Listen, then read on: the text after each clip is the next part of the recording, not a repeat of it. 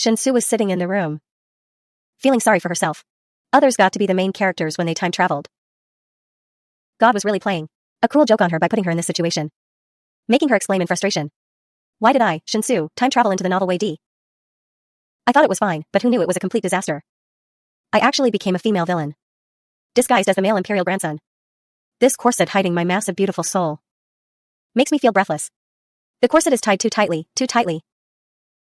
Suddenly, she discovered a strange object on her hand, so she said, "What is this battery about?" Just then, the annoying system notification sounded. Warning, low battery. The remaining battery is only enough for 10 days. Hearing this, Shinsu furiously shouted, "Hey! Is there a system out here to explain how to charge this?" Suddenly, she felt something wrong, a hint of fear appearing on her face. It turned out to be the little eunuch Zhao Yu, who suddenly appeared from out of nowhere and reported, "His Royal Highness the Imperial Grandson, His Majesty the Emperor summons you to the palace." For some reason, Shinsu suddenly coughed up a bunch of syrup. It turned out to be caused by the dam system, making her think. Okay, stop beeping, I know I'm dying. The foolish eunuch didn't understand what was going on and panicked. This is bad. Call the Imperial physician quickly, His Royal Highness the Imperial Grandson is vomiting blood again. Shinsu pretended to be fine.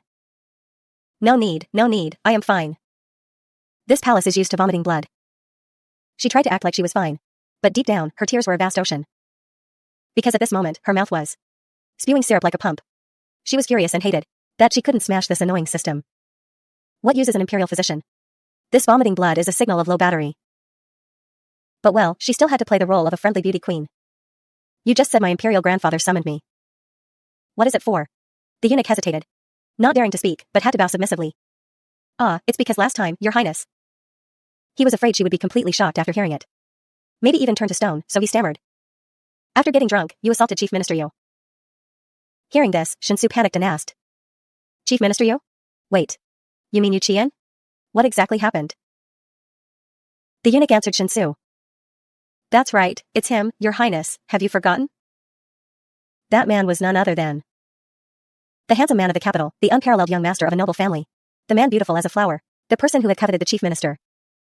No, admired him for a long time. Not stopping there, he continued.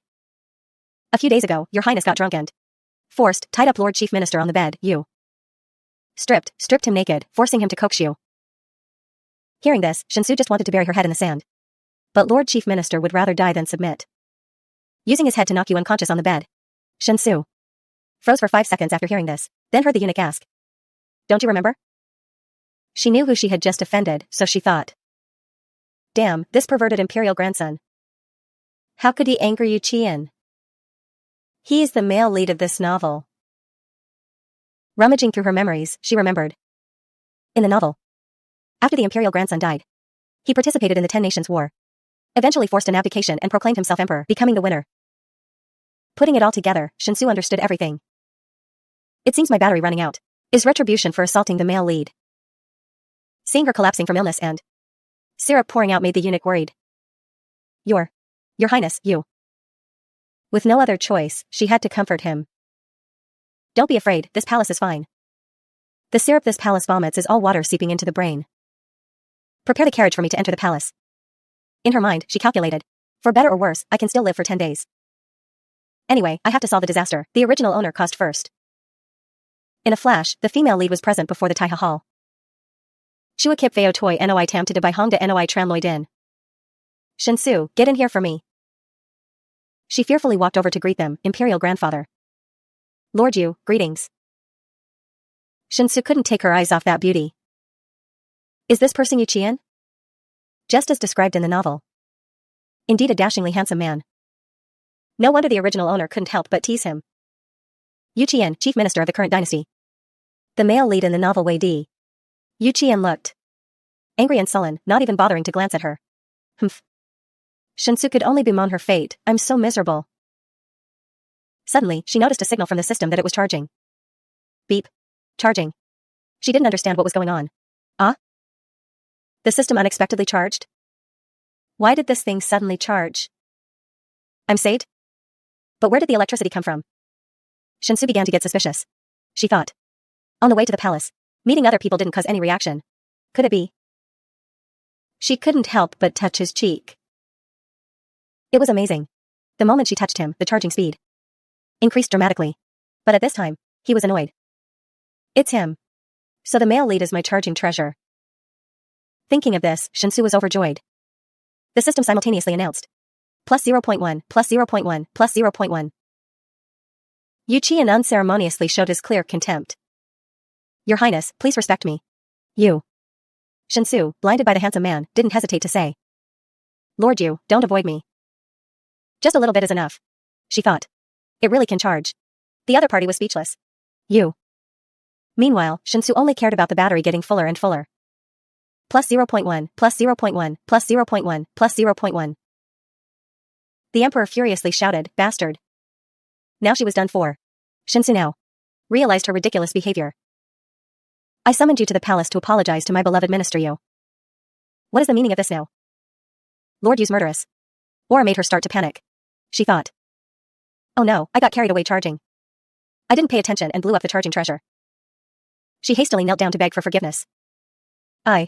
This grandson knows he was wrong. I also hope Lord Yu will forgive me. That day, this palace was missing you day and night, and acted on impulse, so.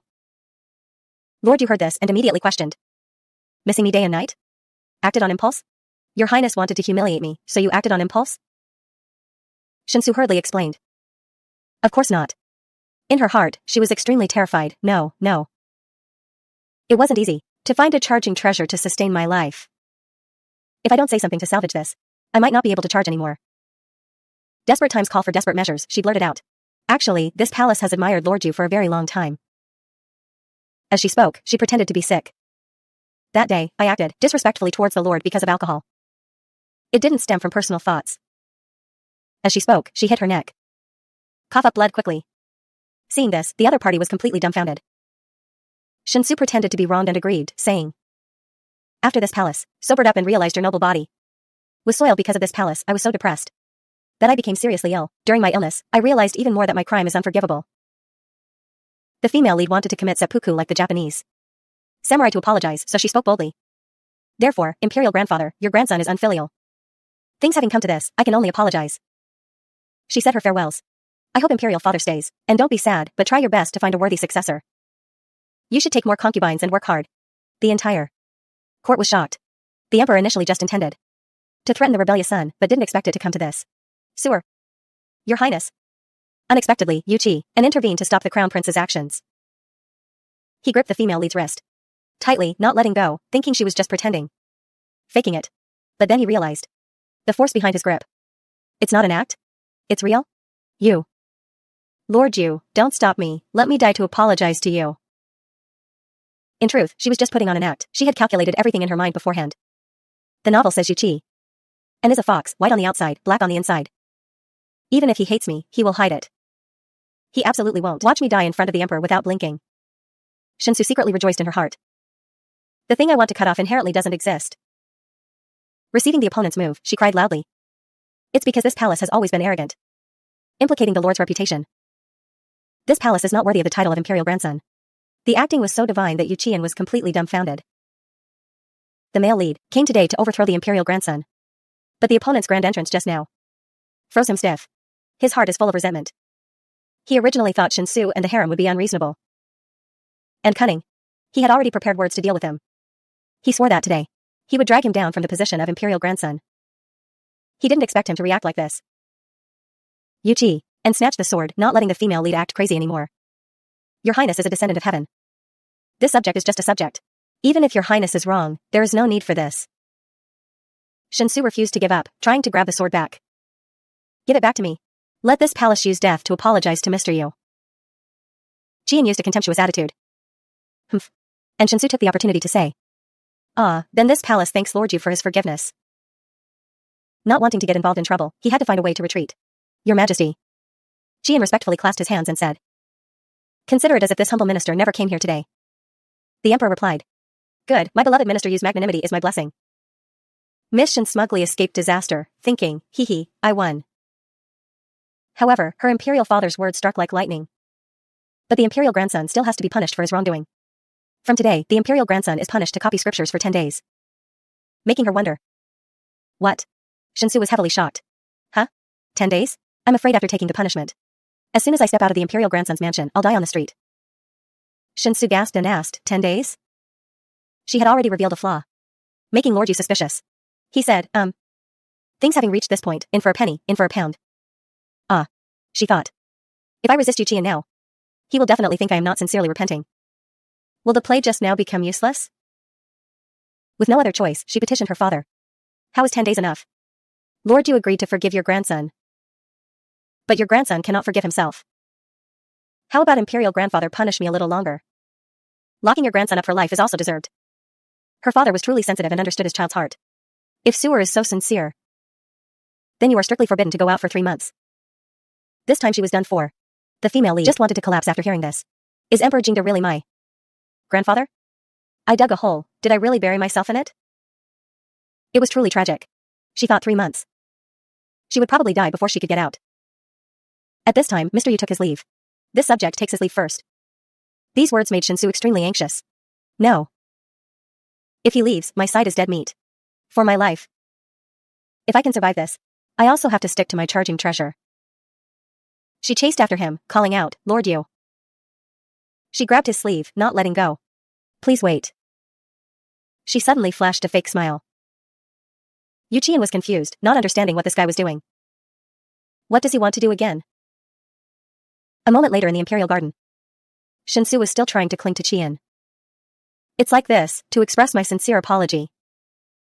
I want to invite Lord Yu to have dinner together. He felt a bit disgusted hearing that. Thank you for your favor, Your Highness. But the incident only happened a few days ago. If this lowly official goes with Your Highness, I'm afraid it will lead to even more rumors. The fifth prince appeared from nowhere and said, that's right, fortunately. This prince advised Lord Yu to report to the emperor. Otherwise, you would truly be lawless. Seeing him, Qian bowed his head respectfully. Greetings to the fifth prince. Seeing him, Shinsu thought. This person is Shinsu's fifth uncle. Looking at the fifth prince, she remembered the book she had read. In the novel. It was him who dragged Yu Qian into rebellion and chaos. But then stabbed Yu Qian in the back from behind. Worried about her portable charger, Shinsu squeezed between the two of them. Humph. I definitely have to think of a way to separate them. That way, I can peacefully charge later. 5 Vong Jiathe Ko Ti Ko Chudai Nai. What are you doing? Immediately, he used psychological manipulation on Qian. Lord, you must be careful. I'm afraid he hasn't given up on you yet. Hearing this, she scolded. It was clearly an accident. But you always say I have other intentions. Shinsu mercilessly exposed him without any restraint. Fifth uncle clearly knows that in this matter, the one who was hurt was not me, but Lord Yu's reputation. But why do you keep bringing it up? What does this matter have to do with severing feelings? Hearing this, the fifth prince awkwardly waved his hand in refusal. Lord Yu, this prince didn't mean that. I just wanted to seek justice for Lord Yu. This sentence made Shinsu understand nothing. Seek justice? Shinsu then said a sentence that made him embarrassed. Fifth uncle. If you wanted to stand up for Lord Yu, then you would have jointly petitioned the court to punish me. From her eyes full of mockery. But you incited Lord Yu to go and complain to His Majesty. That way, you don't need to use a single soldier. But still make Lord Yu owe you a favor. Simply gaining advantage empty-handed. Exposed, the fifth prince flew into a rage out of humiliation. You don't talk nonsense. Because he was too furious, he dusted off his butt and turned away. This prince is not like you. Seeing this, Qian, standing beside them, had a different thought about this person. Why does he seem like a different person today? Shinsu, seemingly sensing his gaze, looked up. She pretended to be ignorant and asked Qian.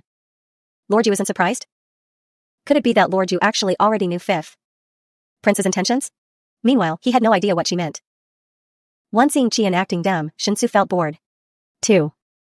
I even thought you intentionally pretended to go along with fifth uncle. So you cooperated with him to complain about me.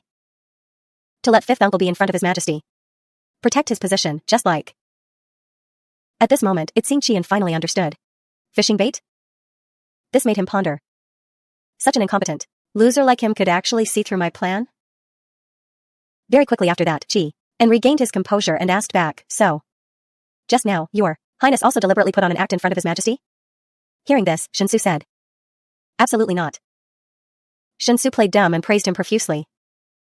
In my heart, Lord Yu is an unparalleled young master, an aloof flower. Today, being forgiven by Lord Yu I have also decided to change. To be a wise ruler. Therefore, Lord Yu, compared to my fifth uncle. Why not try thinking about me? After saying this, she was delighted. I am simply too clever. Just in time to take this opportunity, to turn the original owner's perverted actions towards Yu Qi and into worship. And I can even win him over. Qian turned around with a face as stiff as a robot. Is your highness serious? Her hands tightly gripped Qian. Sure enough, physical contact can increase the electrical power. Her glib little mouth kept talking. If the Lord agrees to support me, I swear to heaven that I will hold your hand for the rest of my life. And will never betray you. If I lie, I will be struck by lightning. Crack. Right at that moment, a bolt of lightning struck from the sky. Shensu was so embarrassed she wanted to put 10 pairs of pants over her head. Are you kidding me? I'm not lying. At most, I just want to charge the battery. She stammered to explain that, well, it seems like it's going to rain. Qian didn't care. Yeah. He wasn't annoyed but teased her instead. Just now your highness said hold hands. Nowadays that mostly refers to the affection between husband and wife. If during the grounding period your highness feels bored, you should still study more. Hearing this, Shensu froze stiff on the spot. Husband and wife, affection, people. Her sharp face turned beet red with embarrassment. What nonsense did I just say? That night at Qian's mansion, while he was drinking tea and talking. See clearly? He really changed his character. Fei Tong stood nearby, respectfully clasping his hands and replying, true. The imperial grandson, after returning to the mansion, immediately reduced the expenses of the mansion. It's really very strange. According to this subordinate, the imperial grandson, after kidnapping you, had a high fever. Could it be that the fever damaged his brain? In his mind, the image immediately appeared of standing together with Shensu that day. The imperial family is willing to avoid extravagance and support frugality, which is a blessing for the common people. Could it be that he has turned to repent his mistakes? Her words flashed in his mind. I, Shensu, swear to heaven, I have decided to change. Suddenly, a strange noise came from the courtyard. Qian seemed to sense it, so his expression changed slightly. From the wall, a black figure swooped down. Immediately, she had a knife held to her neck. With a cold voice asking, who? Seeing a familiar person, Shensu felt embarrassed. Haha, good evening, Lord Yu. Seeing her, he was bewildered. Your Royal Highness the Imperial Grandson? His face at this moment clearly showed speechlessness. How did your highness get in here? It turned out that she used her position and power to force the eunuch to act as a stepping stool for her to climb the wall. Shensu tried to play dumb but failed. Cough, cough. I asked Zhao Yu to help me climb over the wall to get in. She cursed internally, is it easy for me to charge the battery? Qian sheathed his sword but was full of disappointment. Humph, I even thought he had really changed. In the end, he's still the same. Unscrupulous because of lust. And Shensu cried out in grievance. Lord Yu, don't misunderstand. I turned over a new leaf. She pulled out a small booklet from her clothes. It's about the tutoring Lord Yu told me about earlier. So I specially came here to ask Lord Yu to answer my questions. Conveniently bringing the Lord something you need. Looking at the item in her hand, Qian thought, this memorial is. He gently reached out to take the small book. The case of the Yu family's treason. And accidentally touched her hand, making her delighted. Haha, luckily I prepared in advance. Fortunately, the battery level has increased a bit. The charge is temporarily enough to use. Shensu clearly showed happiness on her face. After meeting, she packed up. After finishing her business, she asked to take her leave. If Lord Yu is unhappy to see me, then I will leave. But she and looked at the small booklet in confusion. What is his intention again? After finishing, she planned to climb over the wall to get out, but life is not a dream. Oh no. Without Zhao Yu, relying only on myself, I absolutely can't climb up. While in an awkward situation, they both heard a shout. Get out of the way. This prince has an important matter to find Lord Yu. Hearing this, she was frightened out of her wits. It's fifth uncle's voice. Why did he choose this time to come? Shensu turned around with an awkward face, asking for help. Lord Yu. I can't climb out, fifth prince is here, hurry up and help me. Seeing this, Qian frowned and thought. Help? Shensu is an arrogant person. Will use his status to tease commoners. Will treat the reprimands of Emperor Jingde as heir. Will not say the word help to others. Seeing Qian's expression change slightly, Shensu was terrified. His actions today seem right but also wrong. He angrily turned to interrogate, who exactly are you? Ah? Shensu was flustered, stammering, who am I? Suddenly her eyes grew heavy as if she had something on her mind. I am the only bloodline of the imperial grandfather. and also the future emperor of the Southern Dynasty. Carrying the heavy responsibility for the destiny of the common people. I am thinking about wanting to be a wise ruler. Yu Qian stood to the side, quietly listening. But now being discovered by the fifth prince, I'm afraid that in the future, it will be hard to salvage my reputation in the court. He held the memorial, his heart filled with many thoughts. Shinsu suddenly turning over a new leaf. What kind of medicine is he hiding in his head? He brought the memorial of the Yu family's case to me. Does he really want to win me over? Or? Qian looked at the memorial and smirked. However, this old fox, fifth prince, is really unreliable. If he finds out at this moment that Shinsu is in my mansion, he will definitely use this as an excuse to force. After thinking, he immediately grabbed Shinsu's waist. Follow me. Qian picked her up, catching her off guard. Ah. Shinsu clung to his neck and said politely. Thank you, Lord Yu. Ming Noi Bei and Hung Trong Long Ko Kin Gak. Oh my god, is this Qinggong in ancient times? Qian ruthlessly threw her onto the bed. Ouch. Lord Yu, be a little gentle. He lifted the blanket to cover Shinsu, looking very mysterious. Shoo. 4. Shinsu's fangirl disease acted up again. These pectoral muscles belong to someone who exercises. I definitely must not get a nosebleed. Seeing her squirming, Qian tightly hugged her shoulders. Don't move. Under the blanket, Shinsu heard the conversation. Ah, the lord is still in bed. This prince thought Fei Tong was lying to this prince. Qian said a sentence full of hidden meaning. Prince. Coming here in the middle of the night, surely it's not to chat with me, right? The fifth prince smiled to cover his embarrassment. Of course not to chat. Bon bon ne noi tai ten nua demroi fu. And broke into the lord's house. I wonder if the lord saw him. Qian was as calm as a professional actor. The Yu mansion is heavily guarded. If he came in, could I still be resting here peacefully? He actually took the opportunity to counterattack the fifth prince. On the contrary, the prince breaking into the chief minister's mansion in the middle of the night. Although I don't mind. If the other princes knew, what would they say about you in front of the emperor? The fifth prince still endured and pretended to be normal. Lord Yu's words are too harsh. He probably had no more doubts in his heart. Sorry to bother Lord Yu, this prince will take his leave. Right at this moment, the prince noticed something unusual under the blanket. He smiled slyly, reaching out to lift the blanket. Humph, there's clearly someone in the blanket. Shinsu. Let's see if this time I expose your actions and send you to the imperial clan court. Qian timely blocked the fifth prince's arm. He glared darkly at the other party. Prince, what is the meaning of this? The fifth prince remained calm, making up a few words. This prince is just curious. What kind of beauty would make Lord Yu hide her so well? The prince then made his own ridiculous guess. Could it be a man? Shinsu lying in the blanket was scared to death. I'm dead. Qian looked at the shivering blanket. He is trembling. He used his hand to push the fifth prince away. Fifth prince, please respect yourself. I will say this one last time. Shinsu is not here. The fifth prince finally couldn't hold back anymore. Yu Qian. Don't forget that it was Shinsu's father who killed your entire family and humiliated you. Now you want to cover for him? Could it be you have the habit of the cut sleeve? Qian immersed himself in the role deeper than a Hollywood actor. Enough. I haven't forgotten the matter of the Yu family. Towards Shinsu, I only have disgust. I will say this once more. Shinsu did not come to my mansion today. If the prince wants to make trouble, I will consider this matter an insult and fight you to the end, prince. The fifth prince was silenced, only daring to think to himself. Is the person inside really not Shinsu? Inside the blanket at this moment, a coquettish voice sounded. Qian, that old man. When is he leaving? This slave hasn't even put on clothes yet, it's so cold. The suspicion in the fifth prince's heart also lessened. The voice is too frivolous. It's definitely not Shinsu. He had to lose face and respectfully apologize. Yes. Yes, it was this prince who overthought. The night is still long, please take your time to enjoy yourselves. The fifth prince then stepped outside without saying another word. Only then did Qian feel relieved, looking down and saying.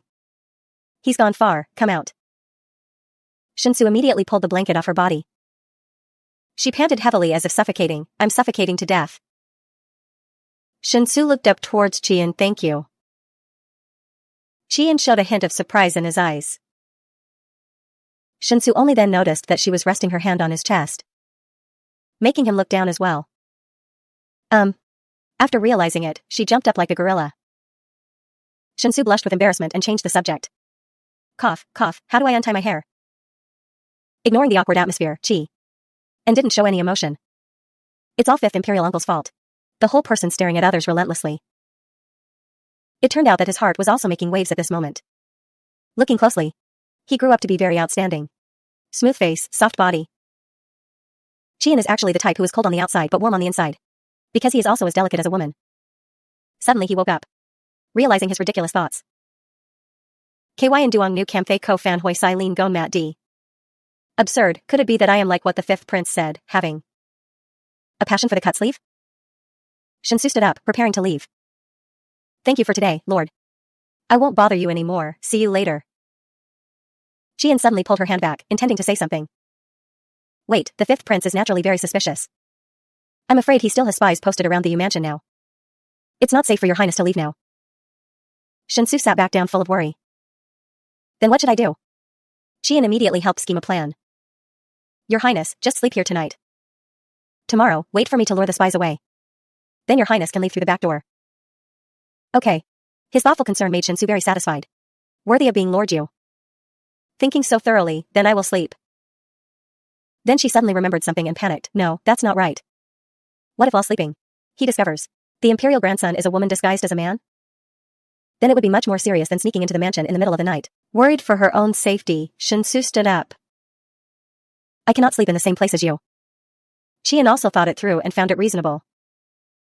She then spoke to Qian. Sleeping in the same bed, it's hard to avoid you having improper intentions towards me. Qian didn't hesitate to suggest. Then I will have to wrong your highness to sleep on the floor. Shinsu happily took the blanket back to her sleeping spot. Okay, this is safe now. As she laid the blanket down, electric energy suddenly appeared on her arm. The number on it surprised Shinsu. Wait. What?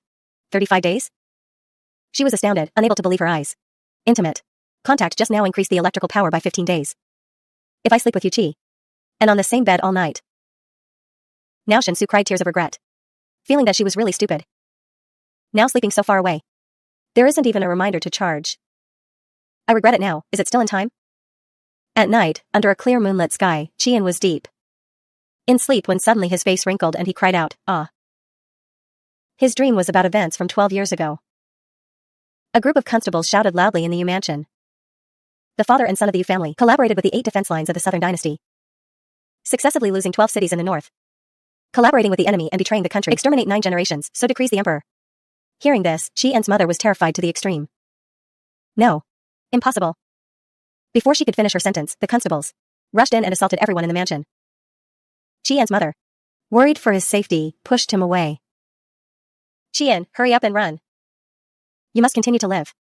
Faced with this situation of separation, he was not willing to accept it. Mother, don't.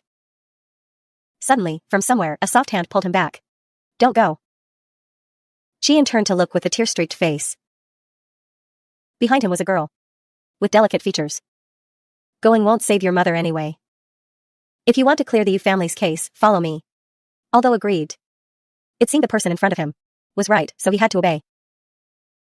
The 2 children left together with the thought. I must take revenge for the Yu family. Remembering that time, Qian startled awake. Mother. He was so scared he jumped out of bed. At this moment, it was already bright morning as warm rays of sunlight appeared. Qian sighed heavily thinking of the dream just now. Dreaming of the nightmare again. Because of the memorial of the Yu family's case from that year. That Shinsu brought over? He looked out and only saw the empty mattress, so wandering thoughts appeared in his head. He's gone. Qian leisurely put on his robe and stepped out of bed. That year I luckily escaped the Yu family's extermination disaster. Always waiting for the day the Yu family's case is overturned. But Emperor Jingda, in order to restrain me, won't speak the truth of what happened that year. Whenever Shinsu brought this memorial to me, I'm afraid there's a hidden truth in it. He stepped outside and ordered his guard, Fei Tong, deliver this letter to the imperial grandson's mansion. Hearing this, he replied, yes, master. At the imperial grandson's mansion that morning, Shinsu rubbed her aching head. Aching because of the pile of paperwork in front of her. Your Highness bestowed upon this subject what I wanted. This subject is deeply grateful. But your Highness and this subject are on 2 different sides. I hope that in the future, your Highness and this subject will have fewer interactions. She read the letter and was dumbfounded, understanding nothing. Impossible. Wasn't it still fine last night? In the letter, doesn't he want the memorial? He wants hundreds of thousands of taels. Why cross the bridge and burn it? While she was tired, Zhao Yu ran in to report, Your Highness. Hearing him call, Shinsu felt bored. Don't say any more. I said I don't want to eat. I'm not in the mood. The little eunuch leaned close to her and whispered. No, Your Highness. It's the 5th prince who said earlier. His Majesty wants to choose a noble lady to arrange a marriage for Lord Chief Minister. Shinsu froze stiff hearing this. Arrange a marriage? Since when? Yu Qian agreed. Zhao Yu didn't hide it and told her everything. That's right, Lord Yu didn't object. Today, under the guidance of the 5th prince, he went to meet the 3rd miss of the Chen family. Her eyes suddenly became lifeless when she thought of this novel. I remember in the novel, Yu Qi and had a white moonlight named Jiao Jiao. Because of her, he waited to marry someone else. Thinking of this, Shinsu was so bitter she wanted to explode. How could he agree to go on a blind date? In her mind appeared the worst case scenario where Jiao Jiao didn't let her interact with Qian. What do you want to do? Don't cling to my husband. Pervert. Her face darkened because of that. If Yu Qi and gets married to the blind date now, won't it be difficult for me to charge? Then she slammed her hand on the table and ordered. Quickly prepare the carriage. This marriage absolutely cannot happen. The little eunuch was delighted. Yes. It turned out Zhao Yu was actually a fan of the two of them. Your Highness still says you don't like Lord Chief Minister. Look at how worried you are about Lord Chief Minister. Over there in another place, when the 5th prince was waving his hand and calling. Lord Yu. He was glib and pretended to flatter. Don't take last night's matter to heart, Lord Yu. It was this prince who didn't think it through. Lord Yu is at an age of abundant energy. Naturally you will need a beauty by your side. Saying that, he turned back to introduce. The 3rd miss of the Chen mansion is as beautiful as a flower. This prince feels she is very compatible with Lord Yu. The 3rd miss of the Chen family felt shy seeing a handsome man, letting the prince continue talking. A talented man and a beautiful woman. If you can get married soon. At the same time, Shinsu ran up and squeezed between the two. Lord Yu. What a coincidence. We meet again. Meanwhile, the miss being pushed let out a cry. Ah. While the prince was still talking endlessly. Will surely become an anecdote in the palace. Seeing her, Qian bowed respectfully. Greetings to your Royal Highness the Imperial Grandson. Seeing Shinsu, the old man was a bit hesitant. Shen, cough cough, Imperial nephew, why are you here? Hearing this, she played dumb, hee hee hee, 5th uncle. Just 2 days without seeing you, you've gained quite a bit of weight. Suddenly, the 5th prince realized. Isn't my nephew still grounded? Why defy the imperial decree? Shinsu didn't care about his words but pointed forward, 5th uncle. Look ahead. Isn't that the little concubine who is more than 20 years younger than you? That you just took in, with her former gambling-addicted fiancé? Her former fiancé? Hearing this, the old man flew into a rage. Ah. You couple of dogs. Stop. Standing next to them, she secretly rejoiced, hee hee. Luckily I have an understanding of the characters. Knowing the 5th prince's weaknesses. At a critical moment, I can use it. Thinking so, she turned to look at the woman behind her. This is the 3rd miss of the Chen family? Seeing this, the miss looked at her hesitantly. From behind, a man ran past and accidentally pushed the 3rd miss. Guest, don't go, you forgot to pay. The miss didn't react in time and stumbled forward. But handsome Qi. And just stood still without any action. Luckily, Shinsu timely squeezed in and caught the miss. Be careful, silly. Seeing this, the miss blushed furiously. Thank you, your Royal Highness the Imperial Grandson. Shinsu was happy after catching the miss. Phew, luckily you didn't fall onto Yu Qian. Shinsu stood next to him and teased Qian. Oh my, Lord Yu, could it be that you and this 3rd Miss Chen are about to have good news? Did I interrupt you too? Hearing this, he shook his head and refused. Your Highness is joking. This humble minister only came to eat. Shinsu took the opportunity to make physical contact with Qi and eat. What a coincidence, I haven't eaten either. He was speechless hearing this. Your Highness, you. At the same time, the system announced. Beep, charging. As she spoke, she pulled Qian into the restaurant. Let's go, Lord Yu. We'll eat together. Qian was a bit awkward in this situation. Let go of me. Meanwhile, the 3rd miss was stunned like a deer in headlights. Ah. Wait for me. At Linglong Tower, a waiter happily ran out to welcome them. Your Highness honors us with your presence. It's a blessing for our humble shop. A VIP room is always reserved for you. Please follow me. Inside was a room filled with classic charm, making the 3rd Miss Chen amazed as soon as she entered. So beautiful. She immediately approached the window. I am usually in the inner chambers. This is the first time I've seen such beautiful scenery. Shinsu observed Qian's attitude and realized a few things. It seems he doesn't like innocent and naive girls. It's a good opportunity to separate them. She approached the third Miss Chen and hooked her arm. What does this count as? The scenery of the Wei River outside the city is what you call spectacular. I'll take you there later. Shinsu even forgot that she was acting out sisterly affection, completely forgetting that men and women shouldn't be close. The third Miss Chen felt moved, her cheeks completely flushed. Tioch. Thank you, Your Highness. Suddenly, she felt a cold breeze behind her back. Why do I feel like Lord Yu is not happy? Seeing the two being intimate, Qian interrupted, cough cough. Your Highness is still currently grounded. He looked at Shinsu with terrifying eyes. Going there for a trip, aren't you afraid His Majesty will find out? Noticing something was wrong, Shinsu thought to herself. He's angry. Shinsu appeared calm on the surface, but was rationally analyzing in her heart. What if he really went to complain to His Majesty Jingda? And didn't even send people from my mansion to surround the area? By then, how could I still find him to recharge? Thinking of this, she immediately unleashed her cute beauty trick. Shinsu hugged Qian's arm and whined, Lord Yu. You won't complain to the Emperor Grandfather, right? Shinsu's trick finally worked, making Qian feel shy. He really looks like a soft little rabbit. To hide this thought, he turned away. I certainly will not. Qian couldn't understand his own thoughts either. Yeah, why do I feel pity for Shinsu? At this moment, Shinsu felt relieved and sat down. That's great. Then I am relieved. She picked up the menu and pondered for a moment. I have to order you Qian's favorite dishes to coax him. It seems to be mentioned in the novel. Shinsu smiled and briskly said. I'll order. I remember Lord Yu prefers light flavors, right? After speaking, she turned to the waiter. A portion of boiled cabbage, tofu, stir-fried vegetables, steamed shrimp, and a pot of Longjing tea. The waiter beside them happily complied, coming right up. A sumptuous table of food was laid out. The food is all served, please enjoy. Seeing this, Shinsu immediately asked. Lord Yu, does the food suit your taste?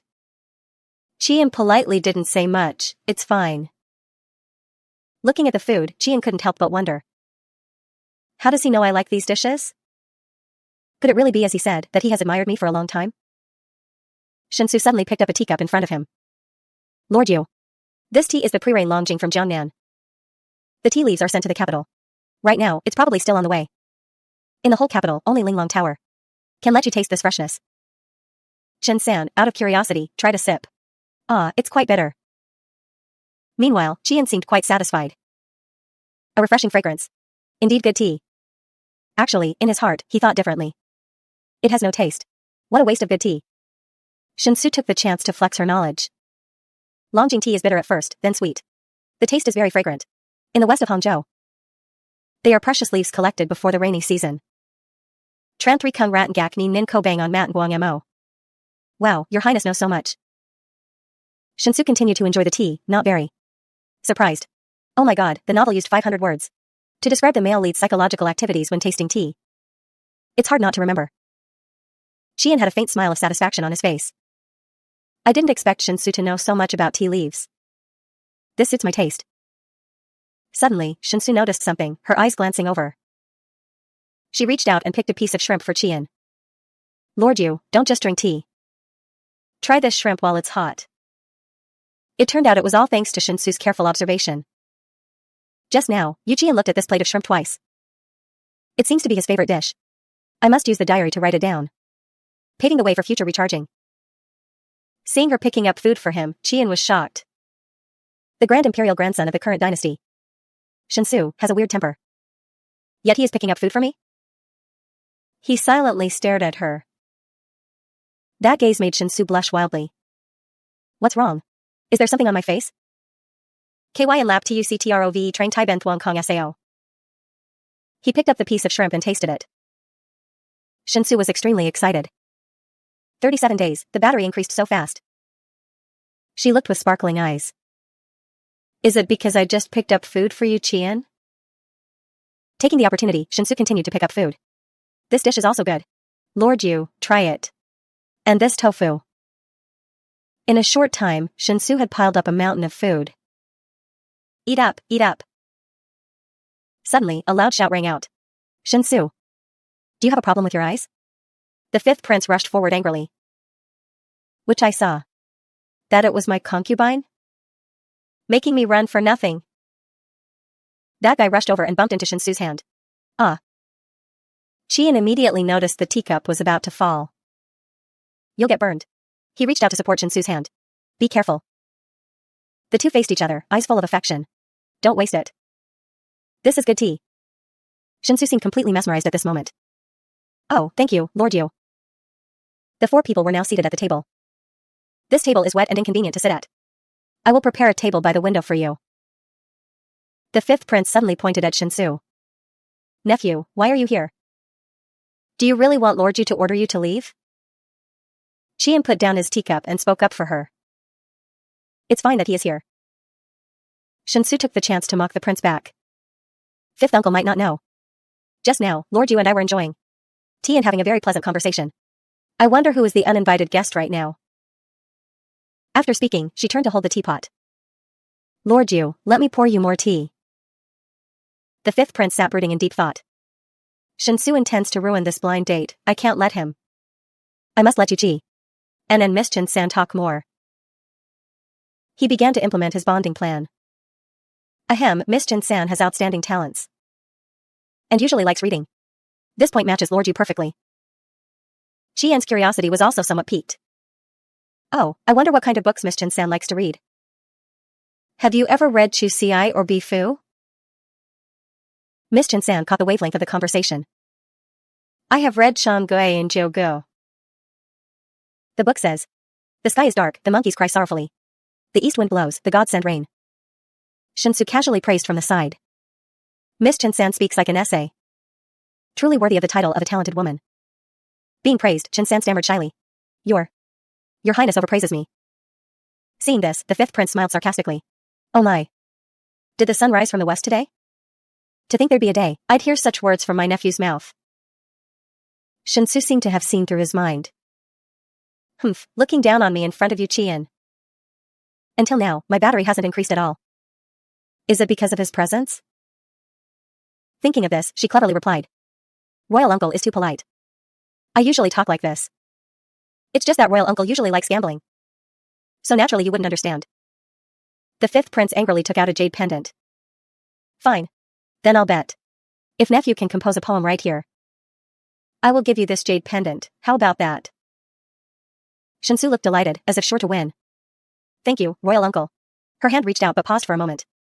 Slowly, he gripped the jade pendant with a sinister look. Words can't just be spoken randomly. We also need Lord Yu to be the judge. Qian immediately agreed. All right. In his heart, he was also extremely curious. It said that Shinsu is uneducated and incompetent. Flipping tables while the tutor was teaching. Making Emperor Jingde furious. I also want to see what kind of poem he can compose. Shinsu started to stand up and prepare her act. She used her legs to jump up vigorously. Shinsu sat on the windowsill and composed a poem. 8th month rushing waves. 1,000 feet pushing high, suddenly startled. Outside, the mild sunlight shone on the lush canopy. Zeeling flies and looks back, smiling at the fish turning into rain. The scenery of the entire capital was captured in one frame. Pingyi beats the drum, white horses come to welcome, Wu Zishu follows. King Qian's feathered arrows, full of rage, strong as 100,000 soldiers. Hearing this, Qian's eyes looked quite amazed. Towering and elegant, Snow Mountain breaks in the middle. The Milky Way tilts west. He seemed to have a different view of her. This poem seems to be about the water's direction on the surface, but its profound meaning is majestic. Jin-san was also very excited and clapped her hands. Good poem. To write about waves so vividly. Shinsu didn't show off but was very modest. Miss Jin-san overpraises. In Qian's heart at this moment, many doubts arose. Could it be that his absurd behavior in the past was to cover up his grand inner ambitions? The fifth prince also couldn't believe it. Lord Yu. He definitely copied this poem from somewhere, right? So bold as to touch the sky. Daring to play with us. Qian narrowed his eyes and calmly replied. I have never heard of such a poem. He also offered his praise to Shinsu.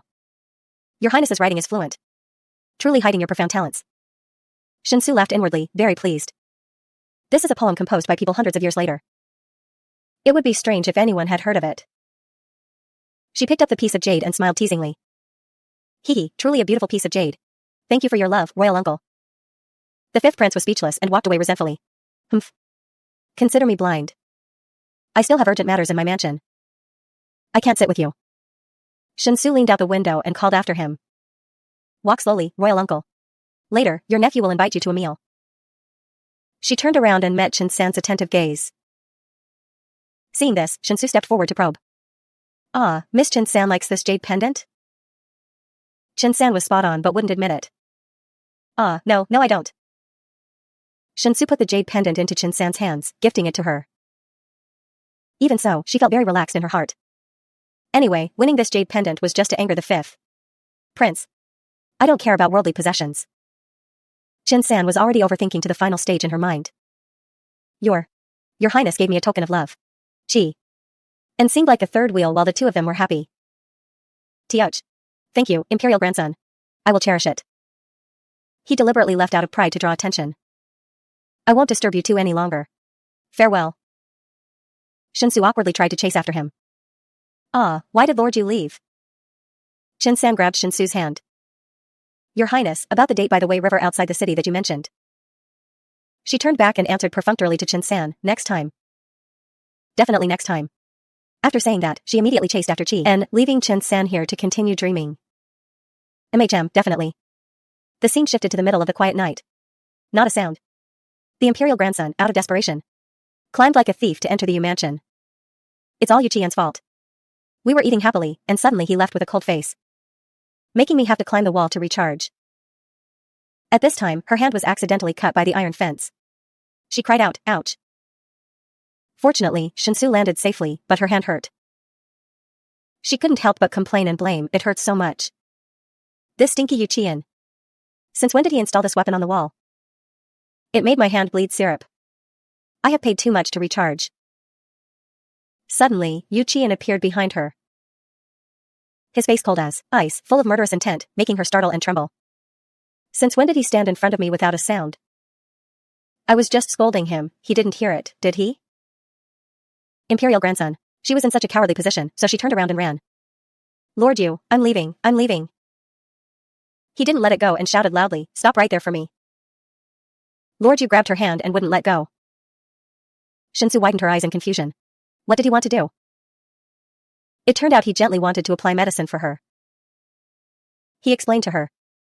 I ordered Fei Tong to set up the iron wire to prevent thieves. He also said with a worried look. If it implicates your Highness getting hurt, and word gets out, outsiders might think I wanted to harm your Highness. Shinsu coyly replied, oh, don't worry, I won't tell. In her heart, she was overjoyed. His bandaging movements are quite gentle. The battery also increased quite a bit, so great. At the same time, the system reported plus 0.1, plus 0.1. Mr. Yu finished the task and said. Done. Shinsu felt let down, wanting a bit more. Is it done already? I haven't recharged enough. Unexpectedly. Shinsu bravely rushed over and unhesitatingly hugged the man in front of her. Lord Yu, wait. She said with teary eyes, actually, I came tonight. Because I was thinking about Lord Yu's matter. Thinking so much that I lost sleep. Finally, I figured it out. It's because I and Miss Shinsan were too close. Which made Lord Yu unhappy. She didn't stop there and continued. So I didn't care that it was late at night to come apologize to Lord Yu. Shinsu recalled the eunuch's words. The Lord turned and left right away. Is it because your Highness and Miss Shinsan were too close? He got jealous. Indeed, the male lead is jealous, but not over the Imperial grandson, but over Shinsan. Miss, this time the eunuch guessed the wrong object of his jealousy. Shinsu even raised her hand to swear to the heavens, the earth, and to Qian. During the day, I really shouldn't have forcefully snatched your love. I swear. From now on I will not see Miss Shinsan again. Lord Yu, please forgive me. Yu Qian then withdrew his hand and replied hesitantly. Your Highness doesn't need to do this. She refused to give up and brought out an apology letter. Actually, I told Zhao Yu to find someone to write it. Wait, I also wrote a letter. To show my sincerity to Lord Yu. Ahem, let me read it a bit. Shinsu began to talk endlessly. In my heart, I truly feel guilty towards the Lord. Actually, there is attachment in my heart. It is a debt that cannot be separated like this. Completely unaware that she was digging her own grave, she continued. Seeing the Lord and that young lady chatting happily, my heart sparked with jealousy, wanting to be with the Lord even more. She was even crazy enough that the letter wrote, to stay together as husband and wife. I'm doomed. Now Shinsu realized something was wrong. Wrong? Why does this word seem incorrect? Jiayu instructed the calligraphy master to write whatever. It turned out the little eunuch was secretly shipping this couple. Your Highness, good luck. I can only help you this far. These words made Mr. Yu unable to listen anymore. He frowned and said, stop. Shinsu could only cover it up by making excuses. Hey, I went out too in a hurry, so I brought the wrong letter. She was even shameless enough to speak up. Wait till I return, I will write another letter. Qian replied. I have received your Highness's sincerity. No need for more words. One sentence and our female lead was touched. Afraid she heard it wrong, she asked again. What did Lord Yu say? You don't mean you will forgive me, right? Yu Qian coldly replied, yes. And so Shinsu was thrilled as if she found gold. That's great. Lord Yu has forgiven me. I'm so happy. It turned out it was because from now on, recharging could be smooth sailing. She shyly spoke up, it's late. Your Highness should go back and rest early. Fei Tong, see the guest out. Having achieved her goal, Shinsu felt at ease to leave. Then I won't bother Lord Yu anymore. We'll see each other tomorrow. The guard obeyed the order and saw the female lead out. Please go this way. Shinsu was extremely joyful in her heart. Hee. At least tonight I recharged enough. The next day, Shinsu went to the mansion again, but the guard said, the Lord is not in the mansion.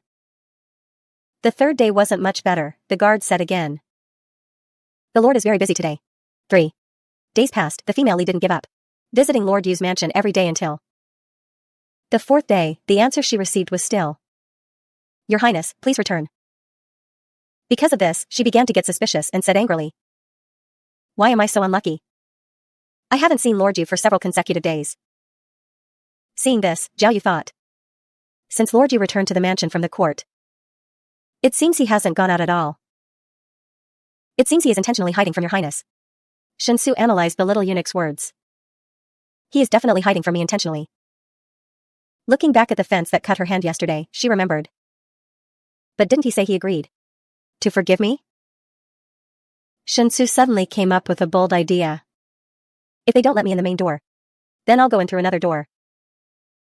That night, a man standing and talking to Shinsu said, it's done. All the iron wires have been completely removed, right? It turned out he was the lockpicker that the imperial grandson hired to enter the Yu mansion. After finishing the job, he and the grandson made the transaction. Well done. Here is 20 taels of silver for you. Then he kowed out in gratitude and disappeared. Thank you, young master. Your servant takes his leave. Shinsu began to climb the ladder to get inside. Humph. What bronze walls and iron defenses? Even if the mansion is covered with iron walls, I still have a way. Halfway up the climb, she felt exhausted. Ugh, the wind is so strong. Suddenly, a tall, handsome man towered before her eyes. It turned out to be Yu Qian. She was embarrassed, unable to believe her eyes. You. Because of this, she was careless and tumbled to the ground, only having time to exclaim, ouch. Shinsu didn't land gently at all. She shouted loudly. It hurts. She made Mr. Yu worried. Is he hurt? He didn't hesitate, immediately flying over the wall to assess the situation. Shinsu rolled on the ground, holding her leg and cried out. Ah. It hurts to death. My leg is scraped. Yu Qi. And put on an indifferent look to hide his gentle interior. Fortunately, he's not seriously hurt. At this time, Shinsu was even more surprised, wondering why he was here. Wow, why is he doing this so fast? He came out since when without a sound. Unbelievable stealth. He reached out to help her up. Shinsu was overjoyed to meet Qian and asked him, Lord, why are you here? He replied, this is my home. He was curious, not knowing what the imperial grandson had just said to him, so he asked, what did your Highness just call me? Shinsu pretended not to understand. I didn't say anything. The wind is too strong, maybe you misheard. Suddenly remembering the reason she came here, she spoke up. Lord, didn't you say you would forgive me? Then why, after so many days, do you avoid me? She clutched tightly onto the Lord's clothes, making the system continuously display, plus 0.1, plus 0.1, plus 0.1, plus 0.1. Shinsu held Qi's hand without letting go, putting on a pitiful rabbit face. A day apart feels like 3 autumns. Do you know? These days I've been thinking of nothing but you, couldn't even eat. Speaking of this, her tears fell. If the Lord doesn't care about me anymore, I will die. 4. Yu Qian gently placed his hand on the soft lips of the other party, leaving Shinsu confused. He frowned, a look of displeasure. Your Highness is blessed by the heavens, destined for a long life. Don't talk nonsense. Shinsu felt wrongly accused in her heart. I will really die without electricity. What blessings by the heavens? Qian's 4 fingers rested gently on Shinsu's lips. Lord Yu was a bit shy, staring at Shinsu's lips, his heart rippling. Why are his lips so soft and plump? He didn't understand the emotions appearing within himself at this moment. Why, upon seeing Shinsu, do my thoughts run wild like this? More than half of it is being infected by Shinsu's bad habits. Saying that, he turned and left. Your Highness should quickly return to the palace. Shinsu realized the system displayed plus 0.5, plus 0.5, plus 0.5. Wow, it's charging so fast now. Suddenly, a bold idea popped into her head. Such a good charging opportunity, and he wants to chase me away? No way. She clutched her stomach, pretending to be dying like a hungry ghost. Lord, I really haven't eaten a full meal in many days. Now I can't even walk. If you truly pity me, let me eat something before chasing me away, okay? Yu Qian coldly replied, no. Shinsu really acted too deeply, her hungry stomach growling. So hungry. Qian was also helpless. Finally, he gave in and gently said, come here. Shinsu's face lit up with joy. Lord, you are truly a kind-hearted lord. Mr. Yu acted a bit strangely, smiling sinisterly, and said, it just so happens I have some scores to settle with your Highness. He invited Shinsu into the mansion, enthusiastically treating her to delicacies. Shinsu enjoyed it to the fullest. Qian sat in a corner, watching her eat with an affectionate look. This eating posture. Where's the royal etiquette? He unconsciously smiled and was caught by Shinsu. Lord, are you smiling? Usually, aren't you always, It's rare for you to smile. Come on, bare your teeth and smile again. But Lord Yu still maintained his aloof, cold demeanor. Your Highness must have seen wrong. I didn't smile. From his pocket, he pulled out a piece of paper and showed it to Shinsu. Shinsu hadn't even grasped what was happening when Qian spoke up. This is a debt you owe, remember to pay it. Shinsu was dumbfounded. What is this? It turned out Qian handed her a promissory note. Barbed wire compensation. 1 million taels of gold. He explained, Your Highness sent people to damage the anti-theft barbed wire in my mansion. Upon reading it, Shinsu couldn't help but scream. 1 million taels of gold? Do you have to cut my throat with this price? Just wring my neck instead. She sank into thought, while Mr. Yu sat aside, secretly smiling with pride. Shinsu, oh Shinsu. I'd like to see how you deal with this. Shinsu, after everything, dusted off her clothes and lamented. Daylight robbery. I only charged 0.5, and he already robbed me of 10 taels of gold. What a cutthroat price. She turned around and saw the eunuch standing in front of her, so she asked. Zhao Yu, it's so dark, what are you standing at the gate for? He didn't answer her but directly gave out the number. 100 taels. Hearing about money, Shinsu's head spun. What the heck? She ran into the room, threw the door wide open, and shouted. Grandfather Emperor, save me. However, before her eyes were dozens of Yu Qian speaking up. Give me the money. 100 taels. Give me the money. 100 taels. Give me the money. Give me the money. 100 taels. Give me the money. 100 taels. Hearing that, her head spun with no way out. Shinsu reached out her hand and cried out. Lord Yu, don't chase me anymore. Fortunately, it turned out to be just a nightmare. Shinsu was frightened silly. Indeed, what you think of by day, you dream of by night. Even in dreams, it's the face of that debt collector. Suddenly, Zhao Yu ran in from outside. Your Highness, bad news. Hearing this, she panicked a bit. What's wrong? Why so panicked? Did Yu Qian come to our door to collect debts? Those words made Shinsu even more confused. It's not Lord Yu. It's Miss Chin-san. She wants to jump into the river to die for love. What? Meanwhile, the third Miss was wandering alone, walking on the bridge. Her eyes were full of melancholy from being brokenhearted. Falling flowers intend for love, but flowing water is heartless. Your Highness, since we agreed to meet, why are you so slow to show up? Below, some gossipy people kept pointing fingers. Everything was fine, why is the eldest miss Thinking so negatively? That imperial grandson toyed with other people's feelings. That's truly too much. Right then, Shinsu managed to arrive with a thought. Could it be that I have become a scumbag? This is truly a false accusation. At this time, the third miss was standing on the bridge railing, looking down. Your Highness, you finally agreed to come see me. Shinsu looked at the miss with some hesitation. Miss Chin-san. You don't need to be so impulsive. Come down first, whatever the matter is, we can talk slowly. The miss was wronged from being stood up. That day, Your Highness gave me a love token. Today, I will wait for Your Highness to declare your true feelings. Your Highness, do you want to marry me? Misunderstood, Shinsu shouted to explain. No. That wasn't my intention that day. You misunderstood. Chi. And stood aside, listening to their conversation and felt bored. Ugh. Making her think. My eyes aren't deceiving me, right? Why is that guy Yuchi in here? As for the third miss, she was feeling very disappointed. So that was the young master's intention?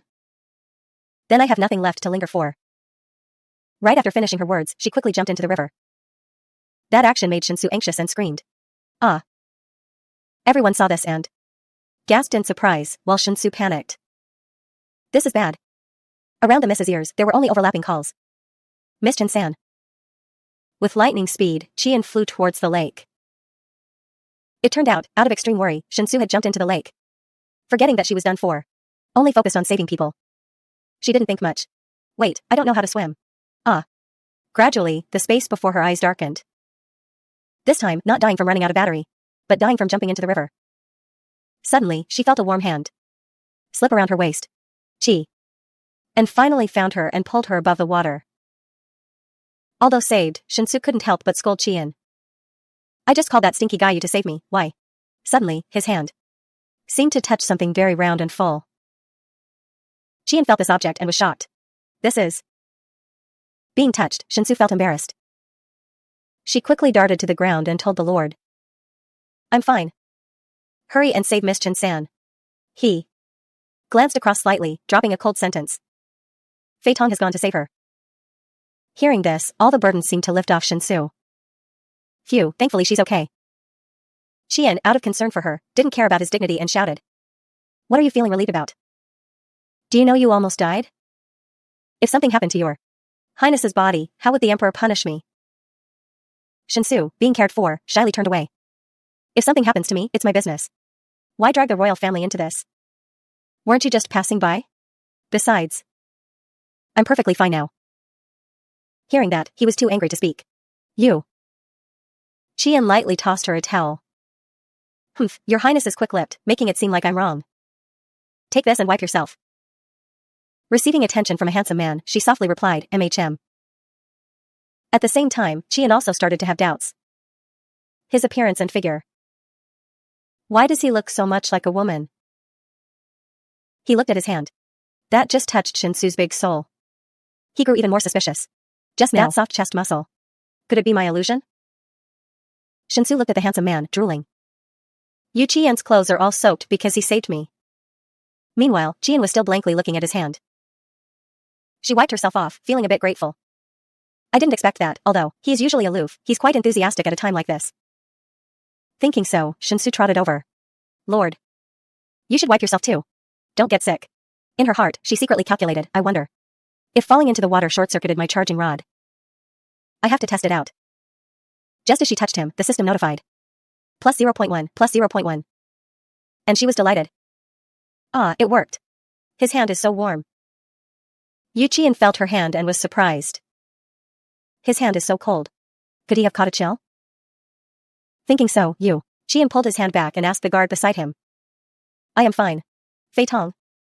Quickly return to the mansion, prepare a new set of clothes for your Highness. This left her dumbfounded. Ah, my precious charging rod. Meanwhile, Fei Tong replied, yes, sir. Shinsu took the opportunity when she and wasn't paying attention to touch him. Lord Yu. This river water is so cold and fast-flowing. What if something happened to you while saving me? How would I blame myself then? And the system just kept notifying, plus 0.1, plus 0.1, plus 0.1. Hearing that, Yu Qian felt somewhat reproachful. Your Highness, if you knew saving someone was dangerous, why did you disregard your own body to save someone just now? Hearing that, she felt a little embarrassed. Saving someone in an emergency. How could I care so much? My body just acted out of reflex. Qian suddenly froze because of Shinsu's words. Didn't think much? She looked a bit confused. Did Lord Yu already consider the consequences? This made her dumbfounded. He wasn't afraid of me dying. He just saw that he was about to lose 100 taels of gold, so he couldn't bear it and saved me, right? The two just stood there staring at each other without blinking. Everything in this world has its price. After a while, Qian gradually walked away with wandering thoughts. Since childhood, every step I took had to be meticulously calculated, weighing gains and losses. Only then did I climb to the position of chief minister. In his mind, Qian imagined the scenario. If the person who fell into the water today was Miss Chen-san, I would weigh the pros and cons of saving someone and think, it's not worth it. He tightly gripped the towel in his hand. But just now when I saved Shinsu, my mind was completely blank. I just jumped into the water to save someone like that. Out of nowhere, Qian brought up money. Anyway, your highness still owes me 100 taels. Shinsu seemed to have confirmed her line of thought. Sure enough, it's like that. Zhao Yu stood by, holding new clothes and stepped forward. Please change into these new clothes quickly, your highness. She let out a soft sigh of relief. Sigh, 100 taels can't be avoided. Shinsu did not hesitate and immediately took off her shirt to change. Seeing this, Qian glanced over slightly. Right. When I touched his upper body just now, the soft feeling was unlike a man's. Looking at it like this. Only then did Shinsu realize and embarrassedly shouted. Lord, turn your back. Qian felt a bit unwilling. We are all men, what are you afraid of? She quickly hugged her body tightly. How audacious. The imperial grandson is changing clothes. It's impolite to look, don't look. He turned away with wandering thoughts. What is he ashamed of? Could it be that he is really a woman? Despite being forbidden, Qian still tried to sneak a peek. Impossible. Substituting a girl for a boy is a crime against the emperor. Even the crown princess would find it very hard to deceive the heavens. He watched her intently to observe the situation. I have to observe more, to see if he has any loopholes. Meanwhile, the third miss was regretfully speaking to Shinsu. Thank you, your highness, for sacrificing yourself to save me. I just heard Zhao Yu say that your highness already has someone in your heart. It was Chen-san who was unrequitedly affectionate. The miss's tears just kept falling. If that's the case, Chen-san will not bother your highness anymore from now on. Shinsu could only gently comfort her. It's okay. Anyway, he's avoiding seeing me. So it seems I am also unrequitedly affectionate. She spoke while turning to look at Qian. If that's the case, then from now on I will also stay away. And not bother that person anymore. Shinsu tried to emphasize the last few words. Lord Yu, don't you agree? Hearing that, he frowned and replied, that would be best. Finishing his words, he immediately ordered his bodyguard to leave. Fei Tong. Let's go. Shinsu saw them leaving and called out to him. Lord Yu. Her heart rippled like 1,000 waves. I didn't say anything wrong. Why did he leave? Bothering him is wrong, and not bothering him is also wrong. Why is this charging block so hard to please? Seeing this, she also depressingly left. Zhao Yu. Let's also return to the mansion. Then a person nearby anxiously called out. Imperial grandson. Please halt. A man approached from afar and pleaded, please your highness. Spare my sworn brother Wang Quan. This made her confused. Huh? Who is this? Fei Tong standing beside leaned in and whispered, your highness. This person is Xie Jiaozuan, the famous descendant of the capital, Xie. Previously, his sworn brother, Wang Quan, accidentally offended your highness and was locked in the grand prison by your highness. He knelt for a day and a night in front of your highness's door to plead for Wang Quan. Shinsu felt a bit embarrassed and said, so it's young Master Xia. If you have anything to say, just say it. Then suddenly there was a signal. Plus 0.001, plus 0.001. It startled her. Eh? Why is it charging? Like grasping a life-saving straw. She smiled radiantly. So the charging treasure is not just Yu Qian alone? Seeing that, she immediately got closer. The Wang Quan matter has been too long. I have forgotten about it. Why don't young Master Xia tell me from the beginning? A series of calculations popped into her head. Yu Qian left, and charging treasure number 2 arrived just in time. Then let me charge a bit. While walking, Qi and suddenly stopped, making Fei Tong wonder, your highness. Is there a problem? He only replied with a gloomy look. Go back and return the towel. Fei Tong standing by was a bit worried. Lord, why go yourself? Wouldn't it be fine if you asked me to give it? When you chi and returned, he witnessed the whole scene. From a distance, he only saw a man and a woman, standing next to each other, making him somewhat jealous. Who is that man with Shinsu? His eyes darkened with anger. Well played, Shinsu. I only left a few steps. And you're already acting intimately with another man in front of me. Truly worthy of being the pervert notorious for male beauty. In the palace, Viet Kai, and stood in a corner, deep in thought about the person in his heart. His face carrying a touch of sadness. Ah, no wonder he said he wouldn't be involved anymore. It turns out he has a new joy. He tightly gripped the handkerchief, venting all the resentment in his heart. Kyan decided not to wait anymore and left. Fai Dong, let's go. Seeing this, the guard couldn't help but wonder. Ah, aren't you returning the handkerchief? Master, why did you turn back? On this side, Shinsu still didn't know that a big incident had happened and was talking endlessly with Xia. That's what happened.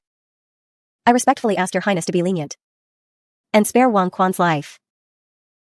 System notification, +0.001, +0.001. Shinsu couldn't believe her ears and immediately flared up. +0.2 days. I've been here listening to his rambling for half a day. Only to increase such a tiny bit of power. What a waste of time. It's not even as good as being despised by Viet Kayan, which increases it more. How boring. Didn't bother to say more. She didn't want to waste another second. And had to tell that guy, young Master Xia. I have fully understood this matter. After saying that, she signaled the little eunuch to release the person. Zhao Yu, go back and release Wang Quan. Achieving his goal, that guy cowed out in gratitude, young Master Xia. Then I shall take my leave, Xia. On behalf of my friend, thanks to His Highness the Royal Grandson for his mercy. Shinsu turned her back and left. He was still confused and couldn't understand this person. Originally, being here today, he had prepared thoroughly to deal with the royal grandson. Hearing outsiders say that the royal grandson is tyrannical and erratic and very unapproachable, didn't expect him to be so easy to talk to. He pulled a small knife from his pocket. He seemed to feel ashamed of himself. I must have judged a gentleman with a petty man's mind. Just like that, no one noticed a bad guy secretly tracking everyone's whereabouts. His face was sinister and scary, not knowing who he was targeting among those people. After a night of sound sleep, Shinsu stretched to welcome the dawn. The next day, phew. The weather is so good today. Let's go, Zhao Yu, we will go for a walk in the street. She suddenly wanted to do so. Actually, it was because of her inner calculations, taking the opportunity to stroll by the chief minister's residence to charge. On the way, Shinsu chatted with Zhao Yu. By the way, yesterday, the man named Wang Quan or whatever. How is he? The eunuch answered. Last night I released him, the servants in the residence even changed him into a set of clean clothes. Shinsu looked at the souvenir stalls and replied. That's good then. She also felt more mentally relaxed. For better or worse, he gave me some electricity. Consider it as returning a bit of favor to him. Suddenly, the silhouette of a blade appeared before her eyes, making her panic. A shrill scream rang out from somewhere. Shinsu, I will kill you. Seeing this, Zhao Yu anxiously protected his master. Your Highness, be careful. Panic surrounded them, people shouting murder, murder. It turned out to be Xia, who came to see Shinsu yesterday. Now he pointed the knife straight at her face and questioned. Young Master Xia, you and I have no enmity, why are you doing this? Shinsu, you killed Wang Quan. I want you to pay with your life for his. Shinsu was heavily shocked, not understanding what happened. What? Wang Quan is dead? Xia was furious and couldn't control his anger, sparing no words to insult the royal grandson. Shinsu, don't pretend you don't know. Yesterday I begged you to release Wang Quan. I didn't expect that outwardly you pretended to agree. But behind my back, you acted so ruthlessly. Shinsu hurriedly explained, maintaining her innocence. Calm down. I don't even know what Wang Quan looks like. How could I kill him? He immediately took out a shady, confusing piece of paper and said. Yeah, the evidence is clear here, what else do you have? Shinsu looked back and forth but couldn't understand what this was. Xia spoke righteously in front of everyone. This is the paper pressed under Wang Quan's body when he died. I have asked around, this golden plum blossom is a commonly used item in your residence. Shinsu, after hearing this, could sigh in relief. I thought it was some serious evidence. My residence does indeed use this golden plum blossom. But who in the royal family uses this kind of paper? That's not all, he also threw out even more convincing evidence, the fragrance emitting from this paper is exactly like the one on your body. So it's a matter of scent, Shinsu quickly explained to him. This kind of fragrance is very common, rich young ladies in the capital all like to buy this rouge. If you don't believe me, you can go and smell. That guy is crazy, he completely didn't listen to a word she said. Sophistry. Wang Quan had no interactions with rich young ladies. It must be you who killed him. He swung the knife straight at Shinsu's face, luckily she dodged it. She started to get scared, breaking into a sweat. Is there something wrong with this young Master Xie's brain? Why does he completely ignore what anyone says? It seems like the truth is impossible now. If a gentleman fears neither heaven nor earth, then for Shinsu, of the 36 stratagems, fleeing is the best. She grabbed Xiao Yu's hand and ran for her life. Behind them were the shrill screams of that brain-dead guy. Shinsu, stop right there for me. At the chief minister's residence, the guard was reporting on the mission to Mr. Viet. Master, according to your instructions, I have returned the handkerchief to the royal grandson's residence. But the royal grandson, before he could finish, Kian asked. Not in the residence? It was thanks to him that the royal grandson was grounded for 3 consecutive months, so he wondered. Isn't he still under house arrest? Then where did he go? He didn't come looking for me today either. Not stopping there, the guard continued reporting, I heard. Someone saw His Highness the royal grandson at the market being chased by Xia. Young master. Lord Viet originally thought, going to look for men again. Lord Viet screamed out, what? Shinsu on this side was still being relentlessly pursued by the bad guy. He was shouting loudly in the middle of the street. Shinsu, I will kill you. Running halfway, Shinsu's eunuch couldn't take it anymore. Your Highness, I really can't run anymore. She was extremely worried, not knowing how to escape. Ugh, why does he keep chasing us like this? Sooner or later we'll be caught by him. How to get rid of this madman in a moment of urgency. A carriage rushed over and stopped right in front of her. Opening the curtain, unexpectedly it was Viet Kian. He reached out his hand wanting to help. Shinsu, get in. She was shocked, her mouth wide open. Lord Viet, you. After the carriage started moving for a while. Inside the carriage, Shinsu tactfully thanked him. Lord Viet, you arrived right on time. Saved my life again. Viet Kian acted cold and denied it. Your Highness misunderstood. I just had business and was passing by. Shinsu was speechless, not knowing what else to say. She still found an excuse to get closer to charge. At this time the system notified continuously. Plus 0.1, plus 0.1, plus 0.1, anyway. If anyone asks Lord Viet if you met me, then. Suddenly outside the carriage. It was blocked, it turned out to be that brainless guy. He still hadn't let her go, he shouted loudly, stop. Innocent people around were all alarmed. The guard asserted authority to that fool, who was the person in front, daring to act recklessly in front of the chief minister's carriage. He was scared, had to cower, clasp his hands and bow his head. Xia did not know Lord Viet Tui had arrived. Hope Lord Viet will forgive and let it go. May I ask if Lord Viet has seen Shinsu? Kian gently lifted the curtain. His face as cold as ice replied to him. Never seen. The idiot Xia still stubbornly confronted. But I clearly saw Shinsu climb into your carriage. Shinsu, being nosy, slightly poked her head out to see the situation, only to hear Lord Viet say. Young Master Xia, what do you mean? The Lord decided to question him. To see if this kid still dared to be arrogant. Are you suspecting this official of covering up for Shinsu? At this time he started trembling in fear. Xia doesn't dare. Viet Kian immediately found an excuse to drive him away. If you don't dare then let it go, this official still has important matters. No time to accompany small fries. Let's go, the guard obeyed, yes your highness. Ignoring the brainless guy. Standing like a statue, the guard whipped the horse away, ya. Xi Angwichi and Bonroy Ti Tam to Moi the Feo Ne Nom. She showed joy on her face, thanking her benefactor, thank you Lord Viet. Mr. Viet was unmoved, crossing his arms over his chest and said. If this subject remembers correctly. Your highness is still under house arrest, right? How come you are not staying quietly in the residence under house arrest? But teasing men and playing tag in the capital. Does your highness know how to keep your virtue? Shinsu sadly began to complain. Lord Viet doesn't know. This isn't teasing and playing tag, this Xie guy.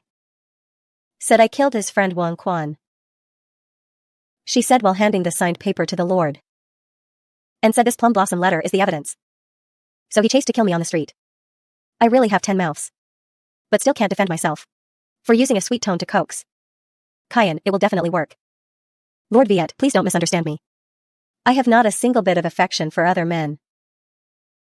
My heart is purely devoted only to Lord Viet. Actually, she did everything. Just for her life, she thought. Not really. But because Viet Kayan charges much faster than Xia. The battery is charged more again. Plus 0.1, plus 0.1, plus 0.1, plus 0.1. The Lord heard this and his face scowled in annoyance, then turned to ask Shinsu about feelings. She blushed deeply and could only cover it up saying, "What I am saying is brotherly love, brotherhood, ha ha ha." Who would have thought her doing this was angering? A fire ant nest, the Lord sulked and turned away, enough. She pondered, did I say something wrong again? The scene of the two of them together was so peaceful and romantic. Kayan sat thinking, worried about Shinsu's situation. He looked at the paper then turned to ask Shinsu. Your Highness really didn't order to kill Wang Quan? To prove her innocence. She immediately swore, Shinsu swore to heaven. If I have even the slightest connection to Wang Quan's death, then punish me. Looking into his eyes, she shyly continued. Punish me to be hated by Lord Viet for a lifetime. Kayan, sulking, didn't bother to believe her words, In her heart, Shinsu didn't know any other way to coax him. Come on, this oath is very toxic, are you satisfied? If you're not satisfied, I'll be electrocuted zzzzzzz. Outwardly despising, but actually Kai. And still cared deeply about her. Although Shinsu has always been arrogant and capricious. But looking at his completely guileless appearance, he absolutely wouldn't dare to commit murder. The carriage had just arrived at the royal grandson's residence. Shinsu stepped down reluctantly. Through the window, Kayan gently instructed her before leaving. This subject has safely delivered your Highness into the residence. If your Highness can stay here and obediently serve your house arrest, then you won't be threatened by young Master Xia anymore. She also obediently replied, yeah. Shinsu seemed to still be attached to something. Her eyes followed the carriage that just started moving. Inside the carriage, the guard chatted with Lord Viet Kayan. Where are we going next? He, extremely calm, immediately replied. To visit the relationships, family and friends of Wang Quan when he was alive. Not only that, he also handed the guard the paper from earlier and said, investigate the origin of this plum blossom. The subordinate, after receiving the instruction, immediately obeyed. Yes, your Highness. After saying that, the carriage sped through the small alley moving forward. About 5 days later, as Shinsu was lying on the porch, with racing thoughts. Being here, not going out for 5 days already. From her expression, she looked full of boredom. Afraid to go out and be chased to death by Xie Jigu, can't go out. She turned to the side. And only saw Zhao Yu standing there sweeping the yard. In this residence, besides Zhao Yu, there isn't even a single person to talk to. So boring. Just then, an idea popped into her head. Right, although I can't go out. But I can find someone to come in. Thinking so, she immediately called Zhao Yu over. Zhao Yu, there are too few people in the residence. It feels really dull. Go find some people to come here for me. Hearing this, he replied. Yes, your Highness, Zhao Yu understands. In his mind he thought, I get it. Your Highness is lonely. Hearing that, he happily rushed off. Zhao Yu went to act according to your instructions. Zhao Yu's words gave her a bad premonition. I just told him to bring some maids and eunuchs here. What did he misunderstand it as? A while later, as she was lying down playing with leaves, a voice rang out, Your Highness. I have found people for you. Shinsu happily turned around with anticipation, they are here. Standing in front were 4 effeminate men, Your Highness. Seeing this, her face turned pale. Shinsu increasingly panicked and screamed. Stop, stop, stand still, don't move. Zhao Yu, where did you find this group of people? Zhao Yu sounded like he was struck by Diachan's skill too. Didn't your Highness say you were lonely and bored? So Zhao Yu went out to find these people. It shouldn't have been this fast. But luckily the 5th prince has wide connections. And helped Zhao Yu. She stood frozen at this information. So it was the 5th prince doing a good deed. Zhao Yu is really foolish. Qing Shan, seeing Shinsu so scared, seemed to understand something. Ah, Qing Shan gets it. Is His Highness the royal grandson playing hide and seek with us? She heard this and her mouth dropped open, huh? Right after speaking, he rushed towards her. Qing Shan found your Highness, hee. Shinsu was terrified by the scene and turned tail. And ran away with fear in her heart. Help, but Qing Shan didn't understand at all. Your Highness, don't avoid me. As he was about to reach her, she panicked even more. Due to running hastily without paying attention, she crashed into Kyan. Crashing into a handsome guy's chest, she felt a bit shy. Kai, and with no expression on his face, looked at Shinsu when she spoke up. Lord Viet. Like finding a way out, Shinsu cried for help. Lord Viet, you came at the right time. Save me, while Qing Shan was hugging her leg, sniffing. Due to misunderstanding, Kyan scolded. Your Highness is playing so happily. How does this look like needing to be saved? On the contrary, this subject came at the wrong time, affecting your elegant mood. The fifth prince also appeared from here right on time. Lord Viet, I told you but you didn't believe me. And wanted to come see for yourself. But it's as clear as day. Don't blame me. Shinsu looked at the old prince smiling secretly and got annoyed. Very well, you fifth prince. It turns out you were playing tricks. May they be la nuoi xian kong nen dao koi li ne so. Fifth uncle, what are you saying? These people were chosen by fifth uncle to come to your nephew's residence. Fifth uncle's taste is really special. Your nephew is not blessed to enjoy them, you came right on time. Take them all back. The prince was scolded so he got grumpy. Nephew, don't spit blood on people. I have nothing to do with them. Before he finished speaking, he was tripped by Shinsu and cried out. No. Because of foul play, the fifth prince fell headlong onto Qing Shan. Aya, finding this scene somewhat amusing, she mocked, It's so obvious. Fifth uncle couldn't hold back and wanted to be intimate with them. Your nephew really can't bear to snatch them away. Being mocked made his blood boil even more. What are you laughing at? Qing Shan stood beside helping the prince up and asked. Fifth prince, are you all right? It's Qing Shan's incompetence. Not being favored by his highness the royal grandson. Hearing this, the old man got furious and yelled, shut up. Due to intense humiliation, the fifth prince had to run away. Let's go. The men from earlier heard the command and quickly left. But it seemed like one person tried to glance back with a resentful look. Taking this opportunity, Shinsu immediately hugged Kyan. Lord Viet, listen to my explanation. He slightly avoided her. No need to explain. I didn't come here to verify whether your highness is playing games or not. Suddenly Kyan pulled her to a small tree. But to give this to your highness, come here. Shinsu looked at the item in his hand and wondered, what is this? Only then did Kyan start to explain. This is from the largest intelligence hub in the capital. Van Tower found all the plum blossom letters. The plum blossom on the letterhead has 6 petals. Look at this one. Is it like the order to kill Wang Quan? Shinsu compared the 2 papers in her hand and was shocked. Murder to silence someone. It really is identical. But the plum blossom letterhead of your highness and other families in the imperial city are all 5 petals. Kyan stood beside her and continued talking. Fai Dong investigated, the 6th concubine of the prince's residence. Because of competing for favor, specifically ordered it custom-made. Shinsu in an instant seemed to realize. Could it be fifth uncle who is involved in framing me? From a distance, a person pulled out a mirror in his hand. He rushed towards where the 2 were standing, screaming. Shinsu, I want to avenge Wang Quan. As he approached, he threatened, hand over your life. Kyan immediately turned on his shield to protect, damn. Your highness, be careful. Jigu rushed to them, making the distance closer and closer. Suddenly he became amazed and his eyes widened. When he was about to reach his goal, he shouted, withdraw. He looked at Kyan and scolded, Lord Viet. Get out of the way, I must kill this murderer right now. Shinsu, although scared, still argued stiff-neckedly, right now. If you kill me, you are no different from a murderer. She talked tough but only dared to hide behind Kyan to speak. Moreover, this is the royal grandson's residence. Killing me means you want to assassinate royalty, your 9 generations will be executed. Being dominated by anger all along, Kai didn't think about anything. Hey, this. Kyan, hearing her speak logically, doubted a bit. She, on the contrary, faces danger without panicking, and even has some talent for speaking, Kyan said. Kai didn't care and decisively swung his knife. He didn't seem to be afraid of anyone. One person commits a crime, one person bears it. Today I definitely must kill you to avenge Wang Quan.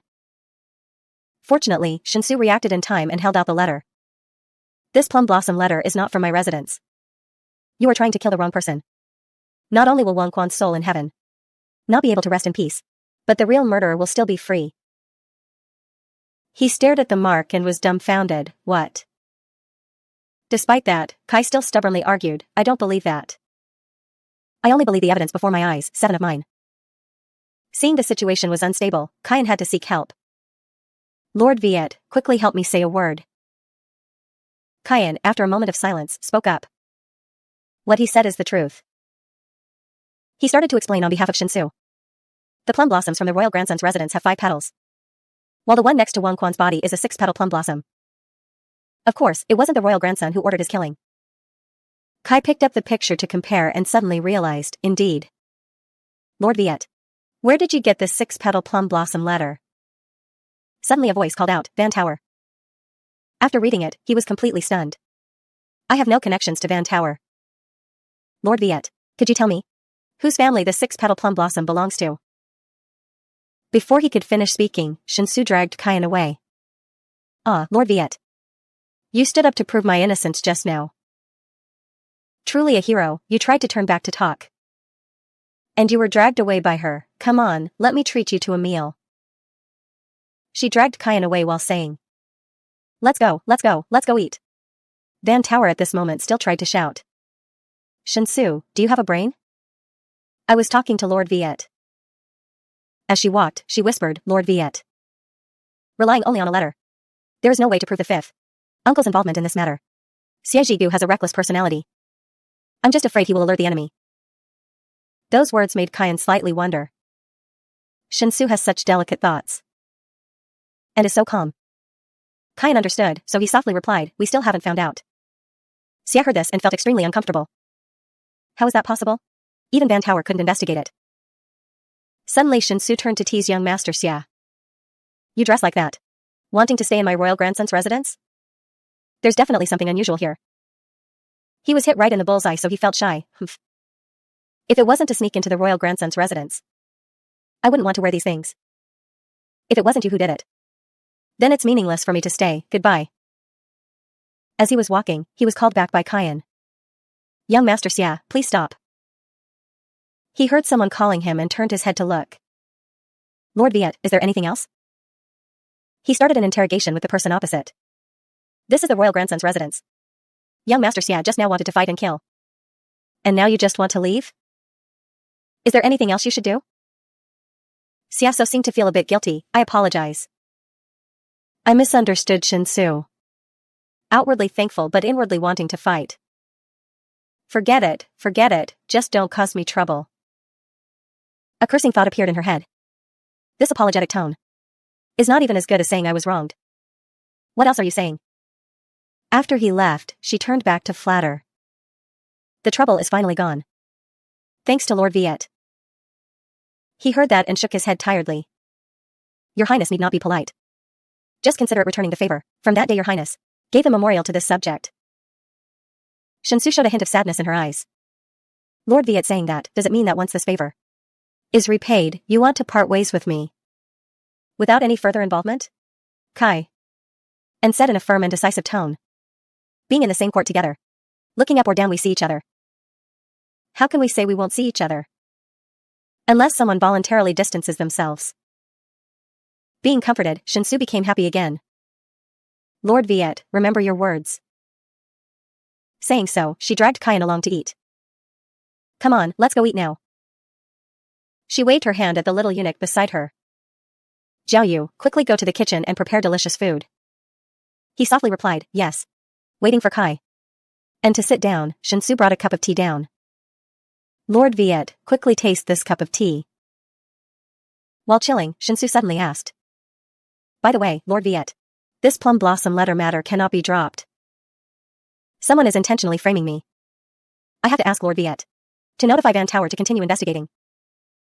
The more she talked, the angrier she got. My 5th royal uncle is nothing good. Lord Viet, if you want things to go well, it's best to stay away from him a bit. Kyan seemed to come up with an idea. Is your Highness willing to make a deal with this subject? She was a bit dumbfounded hearing that, huh? Shinsu turned to ask, what deal? He said without hesitation. Of course it is to deal with them. Here Shinsu and Viet Kai. And pieced everything together, she thought to herself, they. Does it imply the 5th prince? Who is close to the emperor? Not bad for the male lead. Already preparing to do big things, but. She turned to ask Lord Viet, why me? Lord Viet replied. Did your highness forget? You still owe this subject 300 taels of gold? Shinsu, after hearing this, felt like she had been struck by lightning. Ugh. Seeing her so sluggish, Lord Viet encouraged her. Your highness is currently the best ally for this subject. This subject has no other choice. Shinsu rested her chin on her hand, looking at him affectionately. Lord Viet. I didn't think you would trust me like that. But he was still cold and indifferent as always, replying. Is that so? She dejectedly complained to him. I feel this court is full of weird conflicts. Not suitable for my personality. I am used to freedom. And yearn for life outside. Suddenly she had an idea. I think it's best to be a hermit, grow vegetables, and raise fish. To stay away from the hustle and bustle of officialdom. Diet Kyan really couldn't understand this person. His expression doesn't look like he's pretending. Sure enough, I still know too little about him. On the contrary, it makes me especially want to see through him. He began to confess his inner thoughts. Your highness. You are truly different from the nobles and aristocrats this subject has met. Shinsu was very humble and immediately denied it. It's just a personal opinion. Nothing special. After saying that, she brought up the previous proposal. But the agreement between me and Lord Viet is accepted. Just give me some time. I definitely won't disappoint you. What do you think, Lord Viet? She reached out her hand proposing cooperation, success. Kyan and Shinsu shook hands, officially teaming up. Being able to touch the other person, the battery finally increased, making Shinsu extremely joyful. Talking all this time. Only now do I hear the ding sound from you. Waiting makes my heart ache. Lord Viet asked to leave before it gets late. It's getting late, this subject should take his leave. Shinsu was still attached to the battery. Lord Viet. Let me see you out. The little eunuch Zhao Yu hurriedly stopped her. Your highness, it's better not to see Lord Viet out. In case someone sees you. She felt she should listen to the eunuch. That's true. If outsiders see me escorting Lord Viet out of the residence, the royal grandson will probably spread the word everywhere. Lord Viet was tactful and understanding. Thank you for your highness's good intentions. It doesn't matter anyway. Diet Kyan left alone gracefully. His face darkened as if he was calculating something. On the way, the guard probed Mr. Viet. Master, why do you have to be with Shinsu? After so many years of navigating the business world, he already understood everything. An easy-to-use knife must be held in one's own hand as soon as possible. The guard continued, but Lord Viet explained to him. It's still a knife hidden in its scabbard. That can deceive the enemy best. The guard voiced the thoughts lingering in his mind. But Shinsu said he doesn't like power. Hearing these words, more or less makes people suspicious. Kyan also agreed with him and replied. Maybe so. Under the dark night, only the bright moonlight was a companion to Lord Viet. The magnificent Kimlone Palace standing alone has always been the peak that many want to climb. Landui Von Toa. How many fresh syrups of the defeated are there? A mind full of chaotic thoughts about worldly affairs. Becoming a king in one day. So many cries of suffering from the people. What dynasties pursue is no exception. Inside the royal grandson's residence, Shinsu spoke up. Zhao Yu, come here. This kid felt guilty. Startled, sweating profusely. He knelt on the ground and kowed down to apologize. This servant knows he is wrong. Shinsu already knew everything, so she started interrogating him. Where are you wrong? Zhao Yu admitted his fault. On the way, this servant shouldn't have talked to the fifth prince. This matter should have been done carefully. And shouldn't let people catch on to it. Shinsu used a sharp gaze to subdue him and said, what else? Zhao Yu trembled in fear, his face turning pale. The little eunuch knew he couldn't escape. So he confessed everything. And this servant brought back men with lovely looks. It was this servant who didn't choose carefully. Shinsu was truly speechless. It seems you still don't understand. He became even more doubtful. Then where is this servant wrong? At this point, she also had a headache and asked Zhao Yu. Can the men you found be compared to Lord Viet? Only then did the little guy suddenly realize. Of course they cannot be compared to Lord Viet. The silly girl naively asked, if that's the case. Why didn't you keep Lord Viet here? It's maddening. Shinsu swung her fist and punched the kid to wake him up. How can I keep him here now? Are you complaining that my house arrest time is too short? She didn't forget to tell Zhao Yu to hide all the evidence that Lord Viet had visited the residence That teacup, go and hide it. She pointed towards the teacup Viet Cayenne had used. With worry settled, she happily thought. Although I let Viet Cayenne go now, but in the future, there will definitely be a chance to catch him in the residence. The royal grandson, Shinsu, was still sleeping soundly, her mouth murmuring. Lord Viet Ah. From somewhere rang out the shrill scream of the little eunuch Xiao Yu, Your Highness. Bad news. The Emperor sent someone to invite Your Highness to Kim Lone Palace. Not only did Shinsu ignore it, but she also chased Xiao Yu out. Get out, I'm still sleeping, I'm not going. The eunuch hesitantly replied to her, But Your Highness. I didn't expect the Emperor would go this far. Right now outside, Duke. If His Highness the royal grandson doesn't get out of bed, this subject can only carry the whole bed with Your Highness into Kim Lone Palace. Only then did she realize the problem. It's General Bui's voice. What's happening here? You want to use a military general to invite me to get up? Shinsu finally had to surrender. I'm coming. I won't trouble General Bui to carry my bed. I will go with you. At Kim Lone Palace. In front of Shinsu was the Emperor with an angry face. Shinsu respectfully paid her respects to the Emperor. Royal grandfather, what mistake have I made? The Emperor angrily shouted in Shinsu's face. You. Suddenly the prince standing nearby intervened. Shinsu. You don't need to pretend. Wasn't Third Miss Tran someone you ordered people? Ordered people to do what? Shinsu was confused. Not understanding what was happening to her, she thought. Third Miss Tran. Didn't she fall into the water and was already saved by Lord Viet's subordinates? The fifth prince started acting hypocritically righteous. Oh, my nephew, Third Miss Tran. Just had her heart set on you and made a scene in public. If you don't like her, you shouldn't have been so ruthless. Right now she is still lying in bed. Unconscious, how pitiful. At this point, Shinsu understood everything very well. So today you specifically called me here to frame me? The Emperor didn't know the bad guy's scheme and scolded. Shinsu, how do you defend yourself? Shinsu wasn't afraid at all, speaking righteously. This grandson hasn't done anything. So what should I admit to? Unexpectedly, her attitude angered the Emperor even more. Today I will beat you to death. You rebellious child who doesn't know the immensity of heaven and earth. I will beat you until you confess. He said while holding a large stick. Ready to beat his child. Grandson immediately. As soon as the words fell, Shinsu took a strike to the buttocks. The whole palace only heard the sound of Shinsu being punished. Smack, smack. Shinsu said, grandson would rather die than admit it. Indeed, Shinsu absolutely said not a word. Her eyes were extremely firm despite the continuous beating, smack. That made the bastard standing in the corner terrified. No matter what, Shinsu still refused to give up, she shouted loudly. Your grandson is being framed. As long as I have one breath left, I will definitely investigate this matter clearly. To give Third Miss Chen and the royal family a fair answer.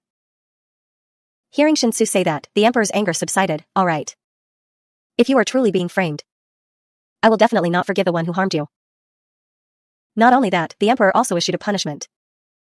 But if you want to deceive me to delay time, next time I strike, it won't be this light. Shinsu kowtowed to thank the Emperor. Your grandson obeys the decree. His action made the fifth prince terrified.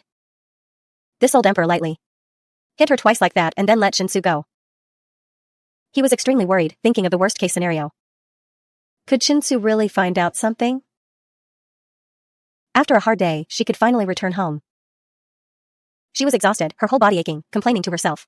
Fortunately, this wound is not too serious. Take some medicine and rest for 2 days, and it will heal. She said to the eunuch. Xiao Yu, go get the medicine box. Xiao Yu hurried in to report to the grandson. Your Highness, there is a mob causing trouble outside the manor. They say they are the followers of Third Miss Chen, wanting to seek justice for her. Eunuch Xiao Yu looks ordinary but is actually very dangerous. Your Highness, do you want me to call the patrol camp over to take these people away? Fortunately, Shinsu was wise and bright and didn't listen to him. No need. How is the situation of Third Miss Chen? Did you hear anything? Shinsu replied. I heard that Third Miss Chen has now woken up. However, she is still in the recovery period. The Chen Manor is currently not allowing outsiders to visit. Shinsu couldn't sit still and wait any longer. All right, I will leave the manor and go find Third Miss Chen to see. Xiao Yu immediately stopped her.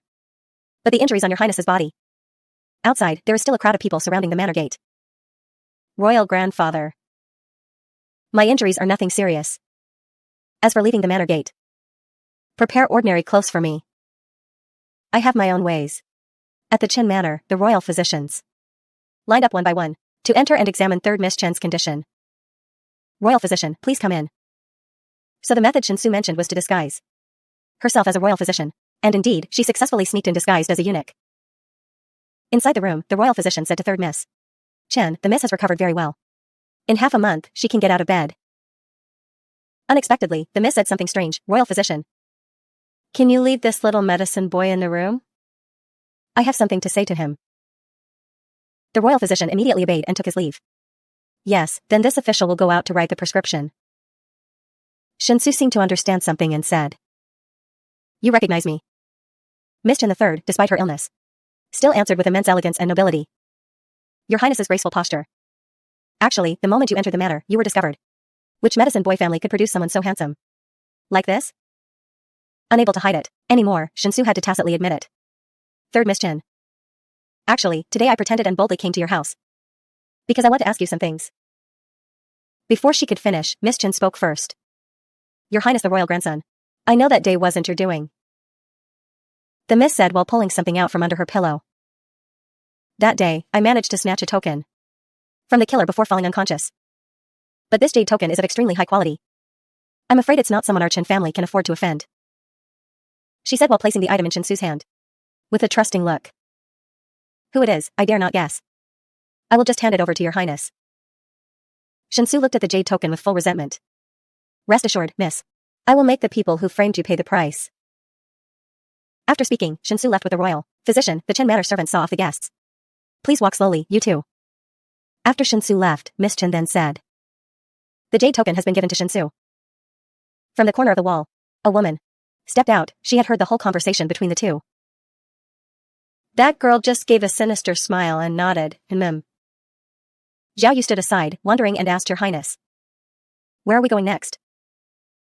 Suddenly, the system popped up a notification, making Shinsu stunned. Plus 0.01 days. Huh? Am I seeing things? When did the battery power increase? She took a deep breath and made a decision. Whatever, let's do the main business first, take it off. Shinsu tossed her coat to Zhao Yu and declared. Go to the crime scene to solve the case. That morning, in front of the door of Liu Pavilion. She stepped into the door and waved. Lord He, can you make an exception and let me in? From the opposite side, someone turned his head back. He is the Chief Minister of the Court of Judicature and Revision, He Wenshin. There are also words engraved here. So it's Your Highness the royal grandson, please come in. He stepped into a room and started speaking. That day, third Miss Chen was murdered in this room. He Wenshin pointed to the opposite side. According to the investigation of the Court of Judicature and Revision, the killer entered through the second floor window. Attacked the third miss who was focused on reading. Shinsu looked intently at the door in front of her. Wenshin also approached and began to recount. After the maid heard the noise and ran over. The killer immediately jumped out and disappeared into the forest. Hearing that, Shinsu asked again, haven't caught the killer yet? Why did they previously deduce that it was my people who went? Wenshin used all his IQ to deduce. According to what third Miss Chen's maid saw. The killer wore the uniform of the servants in the royal grandson's manor. Outside the scene, a knife was left behind. Engraved with the words royal grandson's manor. Hearing these words, she seemed to realize the hidden truth. This is deliberately harming my people. That's why they wore my name on their face. Only afraid that others wouldn't know what I did. Thinking so, Shinsu turned to ask. What does Lord He think? Hearing this, he replied, the killer flaunting. Like that actually makes people suspicious. Worthy of being the Chief Minister of the Court of Judicature and Revision, he can be considered a reasonable person. He reached for the drawing next to him. This is the portrait we drew based on the maid's description. He held up a horribly ugly portrait. Does Your Highness know this person? Seeing it, Shinsu was too tired to even speak. I don't know him, this person is too ugly. After thinking for a while, she still decided to ask. However, can Lord He give me a portrait? Yes, you can. Zhao Yu tagged along behind with confusion. Your Highness doesn't know this person. Why do you want the portrait for? She slightly turned her head back with a bright smile. I don't know him. But in the capital, someone definitely knows him. Shinsu still declared firmly, let's go. We're going to the next place, Tianxiang Pavilion. In front of the building was a row of beautiful women soliciting customers. Dear guest, please come inside. We have whatever you desire. Young Master Li, you're here. Your Highness, why did you come here? Seeing this place, Zhao Yu remembered. Last time you insulted the top courtesan Xiao Lan in front of everyone. And got kicked out by the top courtesan. Remembering this, she felt a headache coming on. This original owner liked to tease men, let it be. But she didn't even spare women? Causing trouble for me. Although a bit depressed, she sighed, having no other choice. Tianxiang Pavilion is a place where many people in the capital gather. The girls know many people. They don't forget after just one glance. If you want to find someone, you can only come here. Inside the room, couples were hugging each other. Shensu walked into a small room. The beauty saw her and crowded around, flattering her. What wind blew your highness the royal grandson here today? After that time, your highness didn't come anymore. Making this humble girl miss you so much. Shensu turned to look at everyone and asked, sisters. Have any of you ever seen this person? Tell me, there will be a heavy reward. A woman standing nearby saw the picture and said, I remember him. He is a regular customer of our Tianxiang Pavilion. Yes, I remember this mole on his eyebrow. I just saw him enter the Yun room, and even called for the top courtesan Xiao Lan to enter. Hearing this, Shensu was a bit puzzled. Thank you, Sister Haitang. Where's the Yun room? She asked without hesitation. Over there. Hearing that, she left a gold ingot on the table, many thanks. Although trying to stop her, the woman failed. Your Highness the royal grandson, please hold your steps. The beauty heard this and felt more and more uneasy. It looks like a 5. Lan there? Shensu standing in the room heard an echoing voice. Little beauty, what are you shy about? Don't run. She stood outside secretly evaluating. Excellent, the commotion is quite big too. Shensu boldly kicked the door and rushed in. Witnessing the scene inside, Shensu was stunned. Because it was too sudden, she exclaimed, huh? From the beauty's eyes, a murderous intent seemed to appear. The man pinned to the floor was screaming. Help, murder, murder. In a brief moment, he quickly darted out. Move out of the way. The beauty was annoyed at missing that guy. Don't run. Stop right there. Shensu knew she had done something stupid. So she turned to look at the beauty with somewhat fearful eyes. Being interrupted at an important moment, she was a bit angry. It's you again, Shensu? The beauties immediately stopped her. Top courtesan sister, calm your anger. Your Highness the royal grandson also didn't do it on purpose. Don't be angry. Suddenly, the system rang. Ding. Plus 0.01 days. Plus 0.01 days. Plus 0.01 days. Making a thought pop into her head. Charging battery? This top courtesan of Tianxiang Pavilion is actually a charging treasure for me? While lost in her silly thoughts, she was grabbed by the collar. Ah. Once again, Shensu was thrown out with curses. Get lost, don't block the way. Shensu, thrown down from upstairs, looked pathetic. Fortunately, a man rushed over from somewhere to catch her. She was amazed to realize that it was Lord Yu. In the tense moment, she still tried to look back. Lord Yu. Quickly catch the killer who injured third Miss Chin. Qian turned around to reassure her, no rush. That woman had already caught the criminal. Be honest. Making him scream, spare my life, please. Facing an awkward situation, Shensu could only use a cheerful attitude to say to her, I have some private matters to ask this person. I wonder if Sister Qiu Lan can make an exception and hand him over to me? Hearing this, Qiu Lan couldn't stand it and mocked Shensu. Sister, oh sister. She didn't hold back at all. Even though Shensu is the royal grandson, she just turned and walked away. And Shensu could only chase after her. Didn't you hear me? Don't go. Qiu Lan angrily swung her arm to deal with the royal grandson. Get lost. Unexpectedly, her fist was halfway there when it was stopped by Lord Yu. Shensu fearfully hid behind Yu Qian, so dangerous. Lord Yu spoke up to defend Shensu. Just a small matter. No need to resort to violence. Qiu Lan angrily glared at Yu Qian with murderous intent. I didn't expect you would also one day speak for the royal grandson. Qi. Emperor Jingde furiously called his name, Old Fifth, and wipe, incidentally giving Qiu Lan an answer. Just my duty. I advise you not to forget your identity. Hearing this, Qiu Lan couldn't act recklessly anymore and had to yield. I will take him away. You don't need to come along. The door slammed shut, leaving only Shensu and Yu Qi. And she couldn't accept the truth and wanted Qian's help. That's my witness. How could you let her take him away? Shinsu acted like a bunny. Extremely pitiful and wronged. Lord Qian suspiciously asked Shinsu. Does your highness really not know him? Of course I do. Isn't she the top courtesan of Tianxiang Pavilion?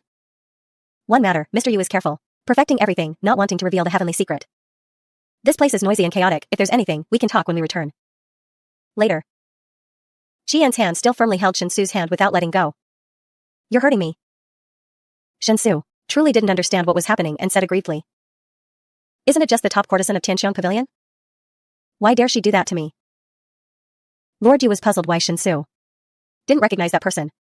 This person is Xingnanshu. Your Highness and he have interacted before, don't you remember? Shinsu had a vague suspicion about this name, she thought.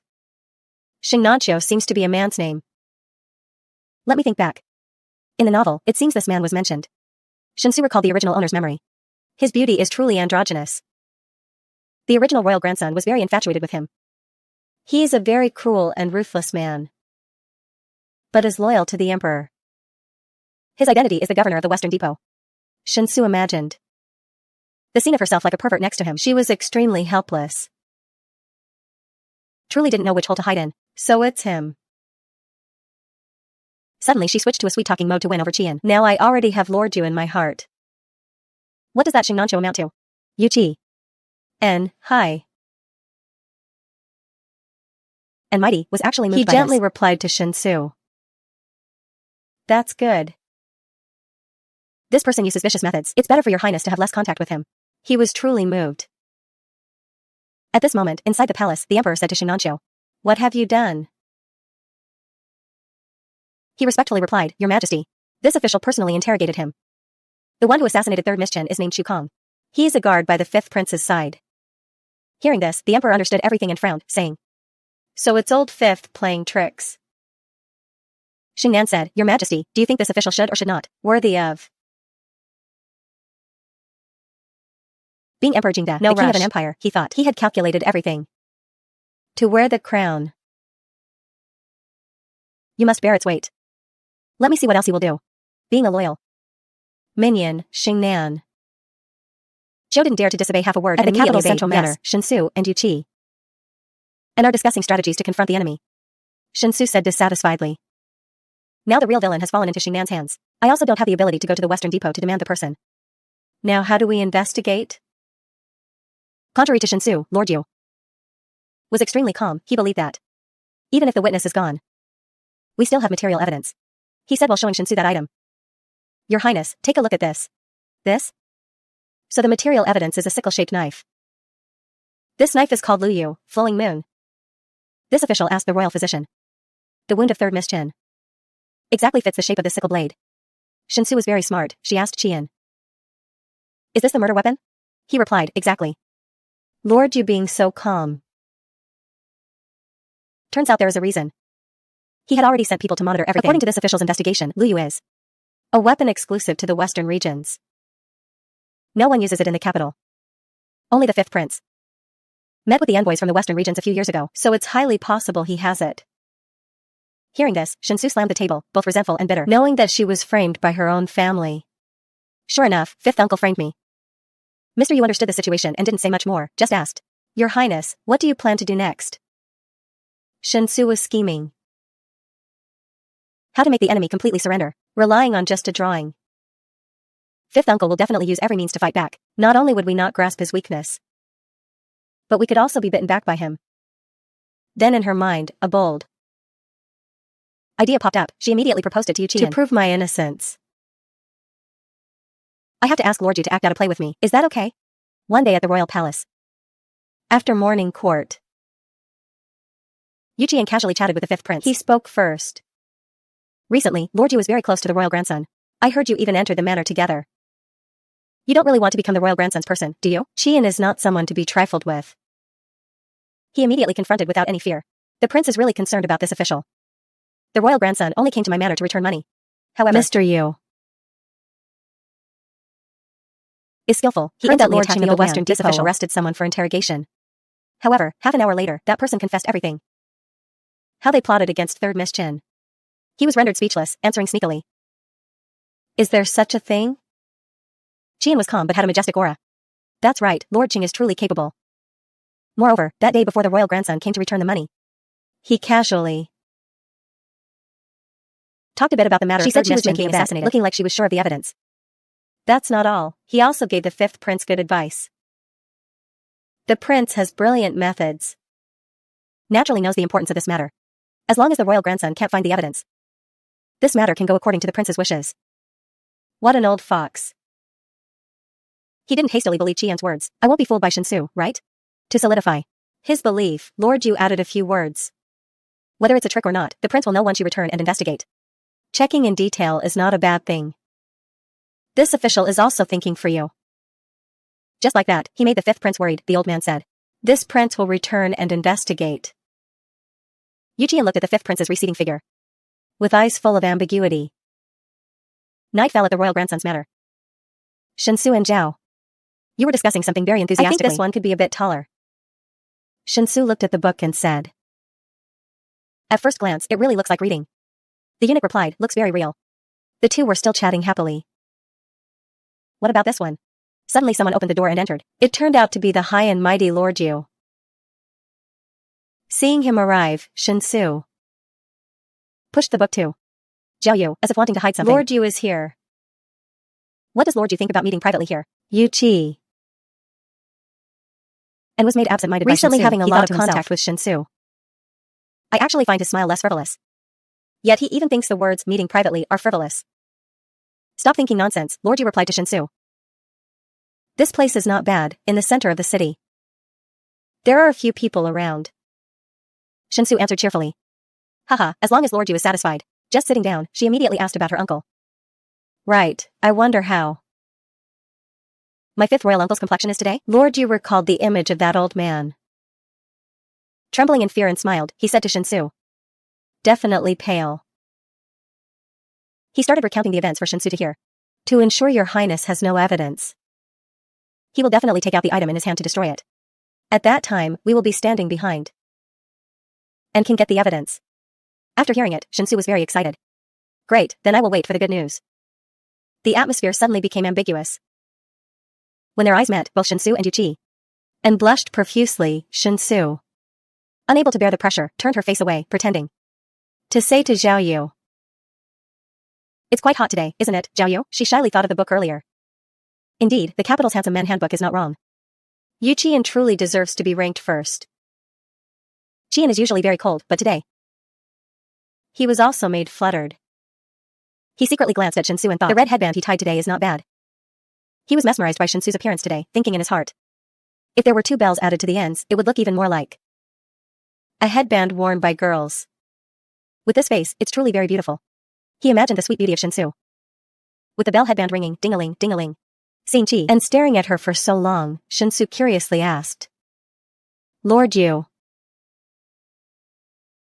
is there something on my head? Unable to bear this atmosphere, Shinsu found an excuse to slip away. Then I'll take my leave first. I'll trouble Lord Yu with whatever needs to be handled. Actually, in her heart, there was a feeling of flutter and anxiety. Today it's always hot here, it's best to just slip away. She hurriedly pulled Zhao Yu to leave. Who would have expected that halfway? The handbook dropped to the floor, making everyone freeze. Lord Yu noticed the suspicious handbook. Coincidentally, the book fell and opened to the first page. It was a picture of Yu Qian. The royal grandson was really quick-witted. She immediately acted out of play with Zhao Yu. Zhao Yu, I've told you. If there's nothing to do, stop looking at this nonsense. You see, didn't you make a joke of us in front of Lord Yu? The eunuch was very cooperative and replied. It's because this servant didn't hold it firmly that it dropped, making the Lord laugh at us. After saying that, she found an excuse to sneak out. Lord Yu, then I'll leave first. Yet everything could not pass the eyes of Lord Yu, he said, wait a moment. Shinsu fearfully and tremblingly replied. I wonder what else Lord Yu has to instruct. Mr. Yu had realized it, he reached out his hand, wanting to take Shinsu's book, and said bluntly, the book. Shinsu was helpless, having no other choice but to hand over the hand strictly, saying, from now on, your highness should read this book less. Shinsu pretended to agree very much, nodding continuously, not forgetting to say, I will definitely discipline Zhao Yu well. Trying to act fine. But deep inside, her tears were a vast ocean, she sadly thought. Boo-hoo, I can't look at handsome men anymore. The room door closed with a slam, which was also when Shinsu's dream of handsome men. Yujian glanced at the handbook with a disdainful look. Then he slowly turned each page of the book. Right on the first page. It couldn't be anyone else but Yujian, peerless young master. As pure as jade, the grand scheming fox. Yuji. The prince refused to admit it and kept making excuses. Huh. He then thought of Shinsu and deduced. So he is the silly white rabbit. Turning the page. Next is Shinancho, described by people as a dangerous butterfly. Next is another handsome man, a rare crazy beauty. Through each page, Yuji. And didn't have any heartbeat skips, he indifferently said, except for the first person. What kind of standard are the others? Especially Shinancho. Your Majesty, I am wronged, so wronged. Can also be listed? Then surely Shinsu cannot be missing from here. Lord Yu sneered, quickly flipping the pages. Swoosh, swoosh, swoosh, he thought. It seems Shinsu's lecherous nature hasn't died yet. I wonder what page he is on. Flipping through the whole book. Only to see that Shinsu is grandly the royal grandson. But is described as in name but not in reality, not interesting at all. And usually high and cold, now suddenly smiled. Heh, it's the last page and he's still so smug. He didn't say anything, just quietly.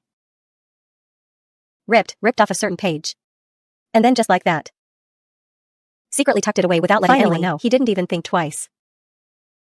And threw the rest of the book straight into the fire bucket. The fire was blazing fiercely. At the royal garden in the palace.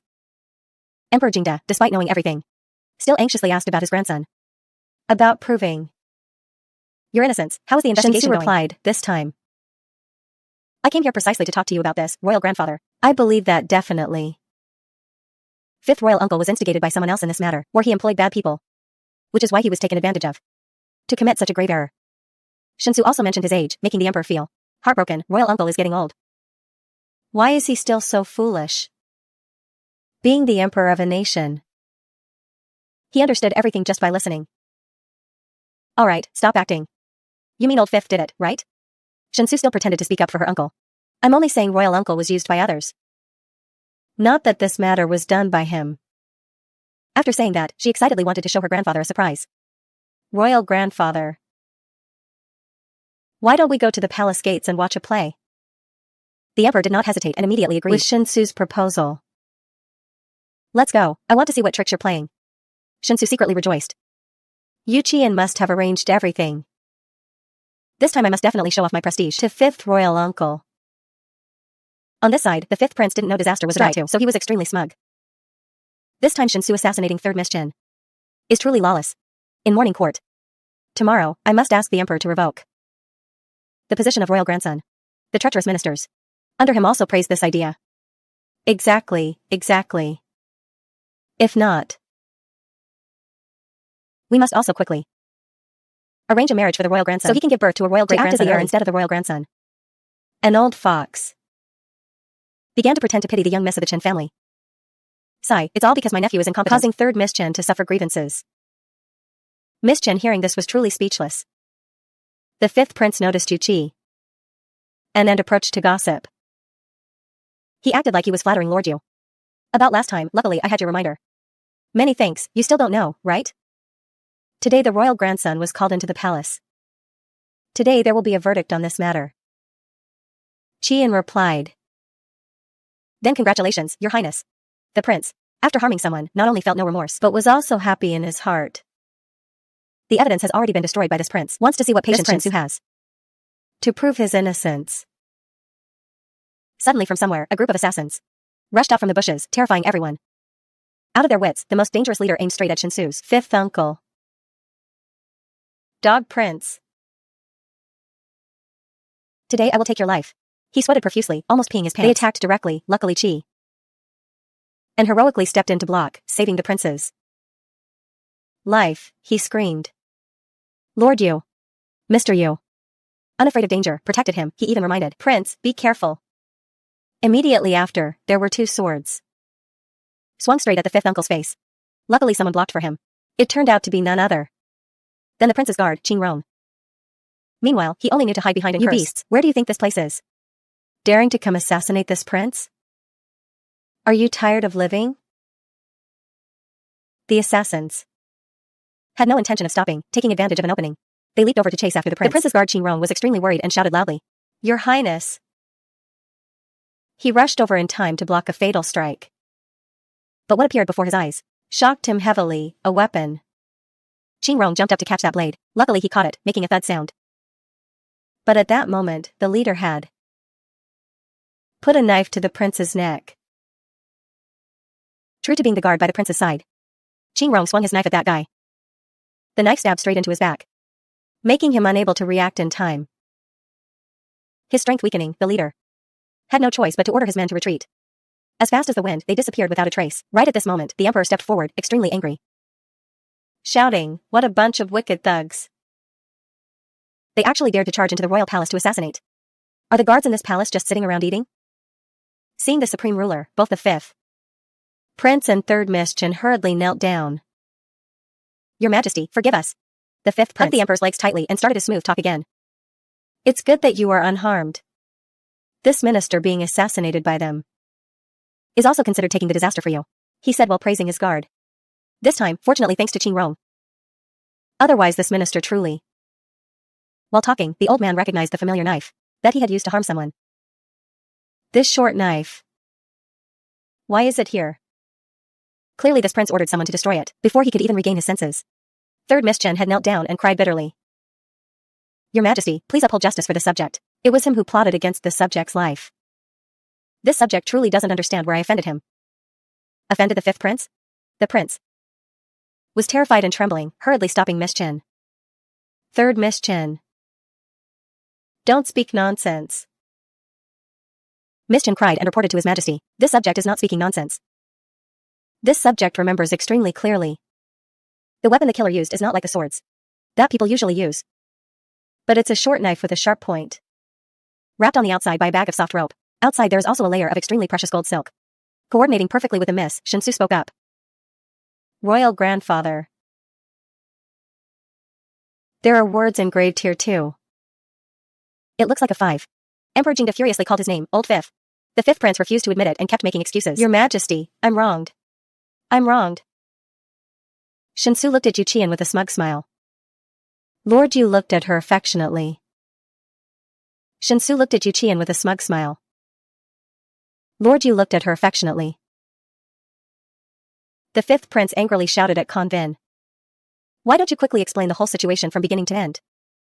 In his mind, he thought to himself, "Kan Vin, I'm sorry." Even though he was wrong, he still tried to act cool. "You have betrayed me. I have an obligation to interrogate you clearly." Knowing the drill, the other guy pretended to say, "Your subordinate. I plead guilty, I plead guilty."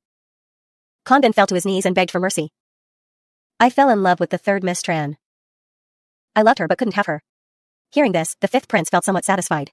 "I truly did not expect that. You would be so reckless and arrogant." Standing nearby, the emperor was annoyed but tried to stay calm.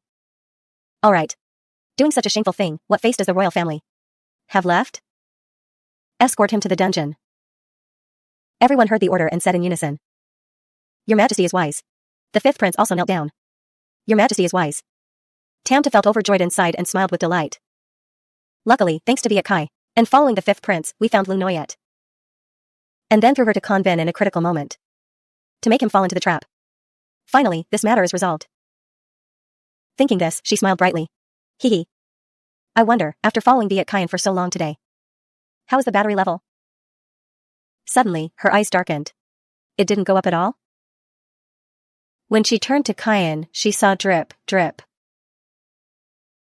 Is Viet Kyan injured? Could it be that the power bank is damaged, affecting the charging efficiency? She rushed over to Kyan. Lord Viet, are you all right? The emperor heard this and was dumbfounded. This rebellious grandson, the third miss standing nearby, felt a bit awkward. Looking from this angle, these two are quite a match. Meanwhile, the fifth prince was left speechless. Could it be that those two really have something going on? No. Viet Kyan even protected me, it's impossible. Tamta saw her power bank injured, so she worriedly asked. Such a large wound and so much bleeding. It wouldn't be good if it leaves any lasting ailments. She looked up at Kyan. Didn't we agree beforehand that once the raid started, Lord Viet would take cover? Receiving her concern, he felt a bit shy. I am fine. But there was one thing she didn't know. The truth was, he got injured intentionally to avoid the suspicion of the fifth prince. Tam too ignored everyone else and searched all over Kyan's body. Are there any other injuries? There were so many assassins just now. Why did you have to rush to the front? She just kept checking and checking. Suddenly, Kyan leaned in close and whispered. People are watching. Her eyes clearly showed pity. But you're injured. Witnessing this, Kyan's heart started pounding. Thump, thump, thump, thump. Why is my heart beating so fast? Just as he was feeling moved, the Emperor's voice rang out, giving everyone a chill. Tam too, come here. I have a few words to say to you. Hearing that, Tam too absent-mindedly turned to her imperial grandfather. Isn't the matter already resolved? Kyan, though reluctant, still obeyed his superior. Perhaps His Majesty has an urgent matter to discuss. With Your Highness. Your Highness should go and see, he said gently. At this moment, Tam too realized what she had just done. What was I doing just now? How embarrassing. Alright, then I'll be going. Alright, then I'll be going. Kyan only dared to stand and watch his beloved turn away. His face looked a bit uneasy. That day, at the Kinchin Palace, Tam too ignored her surroundings and fell deep into thought. What's wrong with me today? I keep acting so impulsively. Is it ultimately because he can provide power that I care about him? Or do I truly care about him? The Emperor angrily shouted, Tam too. Must you really marry Viet Kyan? You are a man. Can't you have some normal preferences? Being scolded, she felt wronged and said. But Lord Viet is injured. The Emperor, seeing his grandson blinded by love, was speechless. This child is mostly practicing until he's dumb. Imperial physician Truong still has some tonic. Should I tell him to bring 2 pills here? The Emperor tried to act like he was fine. Well, I still have a bit of strength. Maybe I should have another child. To avoid having no heir to the throne. Hearing this, she secretly complained. Imperial grandfather, you're almost 60 years old. But actually, I'm the one with the problem. If I tell him I'm a girl, will this old man be shocked into fainting? Suddenly, Tam too had an idea to lead him in a new direction. Actually, an empress could also work. Don't I still have an aunt who is unmarried in the imperial palace? And outside the palace, there's still Sister Tam too Lo? She thought to herself, Tam too Lo is the villain, the mastermind behind everything. In this book, she has a lot of screen time. And is also a beauty. The Emperor was annoyed by these words. What nonsense are you talking about? Letting a woman sit on the throne? Wouldn't that make us the laughingstock of the world? Noyet Hoa is talented and learned. But her character is too weak. Given her mother's background. Is she worthy? His eyes narrowed in anger. Don't come up with any more strange ideas. Tam too stepped closer to comfort him. I know. Today, I cared for Lord Viet also because of the country's well-being. Hasn't Lord Viet been overseeing the renovation of the Inquak temple lately? If Lord Viet's hand is injured, I fear it will affect the renovation schedule. That's why I paid a bit more attention to him. The more she thought about it, the sadder she felt. The old emperor is truly pitiful. His most capable son died at a young age. The remaining children are useless and lack a sense of responsibility. The imperial grandson like me is actually a girl. The old emperor turned around in a huff and asked. Really? She just softly replied, MHM. The emperor looked off into the distance. The current political situation is much more complex than before. Everyone is eyeing the throne. There is no one standing here. But it is destined to belong to only one person. He placed his hand on Tam too's shoulder to comfort her. He seemed to try to stay calm as he instructed. I hope you can ascend to this position and inherit the great lineage. Being trusted, Tam too became determined. If Imperial Grandfather cares about this position so much, I am not an unfilial person either. I will help Imperial Grandfather secure this position. Only then did the Emperor smile contentedly.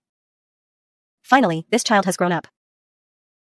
Once I secure the throne, Tam too happily thought, beautiful men. Or whatever, I just need to beckon and they'll come right before my eyes. When that time comes, you won't be able to refuse me anymore. Lord Viet. The Emperor was once again infuriated. You. She had to pretend and say, Imperial Grandfather, I'm just joking. While they were talking, suddenly a guard ran in and reported, "Your Majesty." A secret letter was delivered from outside. It says that Tam Tu Lo is about to return. Hearing this, Tam Tu felt a bit annoyed. "Speak of the devil and she appears." The emperor spoke in a majestic voice, "Step down." The guard heard and replied, "Yes, Your Majesty." The emperor, knowing the relationship between the two, explained, "After all, you are both the flesh and blood of the crown prince. After Tu Lo returns here, you must get along well with her. Don't go out and cause trouble anymore. In the future, when you inherit the throne, if you don't have someone backing and helping you, it won't work." Tam Tu heard this and obediently replied, "Imperial grandfather." "I understand." In her mind, she thought. Initially, after Tam Tu Lo was sent to the fiefdom, in a short period of time, she managed to win over the people's hearts. Her reputation is extremely good. Her eyes clearly showed sadness. But in reality, she is scheming. Later on, she will fall in love with Viet Kai, and but get nothing in return. So she will harbor hatred, specialize in destructive acts, and be ruthless. Tam Tu left while thinking randomly. In short, anyone who opposes my number one power bank is opposing me. It seems like treating each other amicably won't work. At the imperial grandson's mansion that morning, Tam Tu called Truong Noyet. "Quickly go prepare some tonics. I want to bring them to Lord Viet." The little eunuch heard and replied, "Yes, sir." Truong Noyet pointed to the side and reported, "Your Highness, your servant has packed everything properly." Hearing that, she said, "MHM. Lord Viet is injured. This is a good opportunity to show attentiveness. I'll take this chance to go there and leech some electricity. Otherwise, if I miss this time, there won't be another shop as open and honorable as this one anymore." Inside was a pile of stuff. These are all top-grade tonics. After his lordship consumes them, it will surely cure the root of the illness. Does your Highness think it's enough? Seeing this, Tam Tu was speechless. Haha. So you're saying you brought everything in the imperial grandson's mansion to the hands of Viet Kai? And? She tried to reach out to hold on to the pile of stuff, trying to act like she was fine. But deep inside, Tam Tu's tears were an ocean. Sob. Heartbreaking, whatever. The power bank that can be used at this time is only Viet Caian. Of the other two, one is harder to coax than the other. Besides, Viet Caian can also fast charge. I definitely have to win over Viet Caian and become good brothers from different mothers with him. In the courtyard, a carriage rushed towards them. At the Viet mansion that day, Tam Tu brought out a pile of stuff. "Lord Viet, I have come to visit you." As soon as the door opened, she saw Thin Nam Thursday. Her eyes seemed to be trying to avoid him. Why is he here? Tam Tu tried to leave, she sighed softly.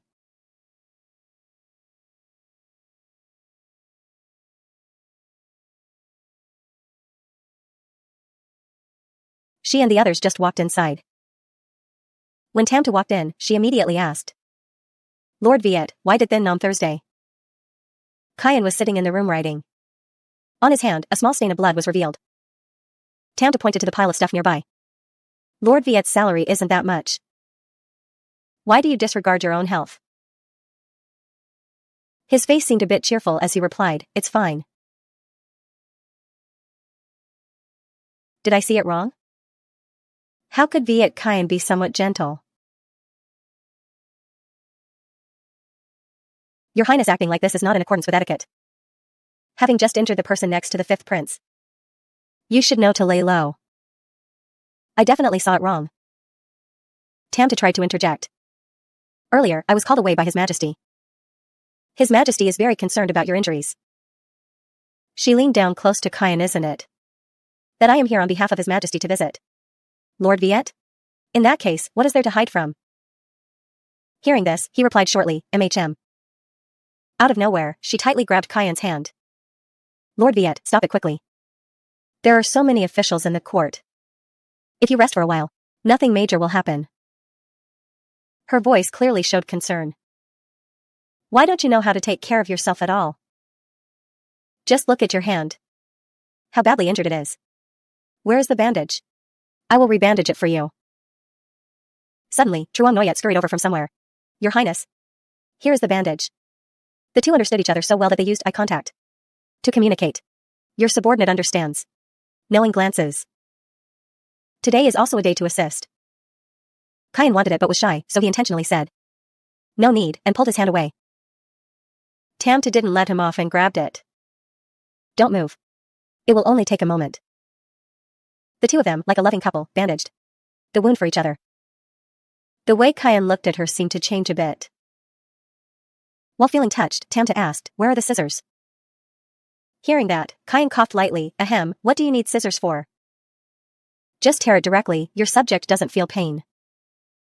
Tamta leaned closer to his face and said, "As long as you are human, you will feel pain. In front of me. Lord Viet doesn't need to pretend to be so strong." Hearing that, he smiled faintly. "Pretend to be strong?" She quickly used scissors to cut the bandage. Suddenly, Tamta asked, "When I came here, I saw Thin Nam Thursday. I wonder what business he had here." Seeing the person he cared about asking about someone else, he felt a bit jealous. "Ever since your highness was harmed by strangers. Although I suspected it was the fifth prince's doing, there was not a single clue. Coincidentally, Lord Thin and I ran into each other once. So we brought this matter up." Hearing that, she sighed softly. "Lord Thin really likes helping people, huh?" Sigh, why did I tease Thin Nam Thursday back then? The Western Depot is loyal to His Majesty and knows many things. If it's related to the upper echelons, we could get a lot of information from Thin Nam Thursday. Bandaging while thinking, she accidentally applied too much force. Unfortunately, Kyan took the hit and cried out, "Ah, it hurts." Seeing this, Tamta panicked a bit. Sorry, I wasn't careful." It seemed Kyan was a bit unhappy seeing this. "Let Fidong do it." Obviously, after mentioning Thin Nam Thursday, your highness's mind wandered. Realizing she offended him, Tamta comforted him, "Don't. A man like him wouldn't know to be gentle. I'm almost done." She felt a bit embarrassed. "My power bank." Suddenly, he slammed his hand hard onto the table. Kyan stepped forward to speak his mind. "Is your highness still missing Lord Thin?"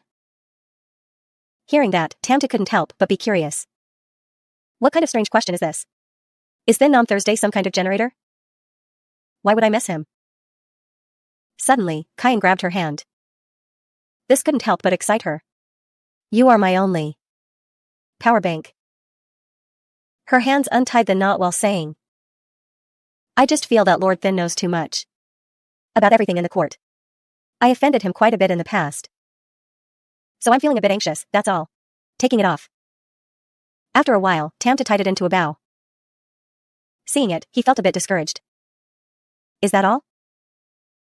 She approached Kyan and began to explain. "I'm not an idiot. I can't always walk down a dead end. Alright, let's not mention him anymore. Let's change the subject." Suddenly, she switched the topic entirely. "Ah. I heard my older sister is coming back. Do you have any impression of her?" Kyan's eyes seemed a bit indifferent after hearing that. The system suddenly beeped out of nowhere. Beep beep. Hearing this, she froze. "What's going on? Stop charging?" Tamta looked up at Kyan and wondered, right.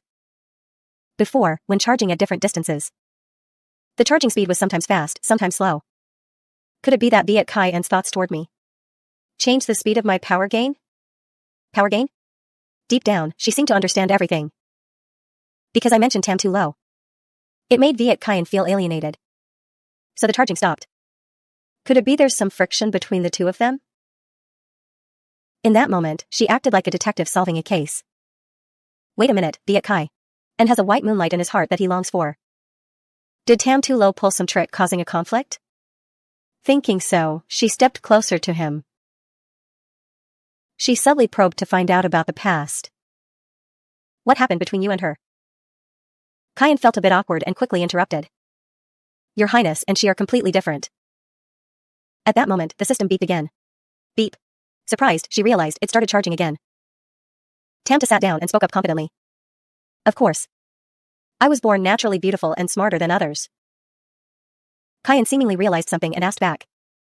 Beautiful princess? Your Highness is a man. How can you compare like that? Hearing this, she felt a bit aggrieved. Why does this sentence sound a bit harsh on the ears? Tamta propped her chin in frustration and said. Could it be that I'm truly not better than her even a little bit? For better or worse, we share the same father. After a while, she spoke up to leave it be. This time I was able to clear my name thanks to you, Lord Viet. I won't bicker about these things with you anymore. Suddenly, Tam2's face showed a bit of happiness. However, after this matter passes, thinking back later, the fifth prince will definitely suspect that you and I are involved with each other. This time Lord Viet has nowhere to run.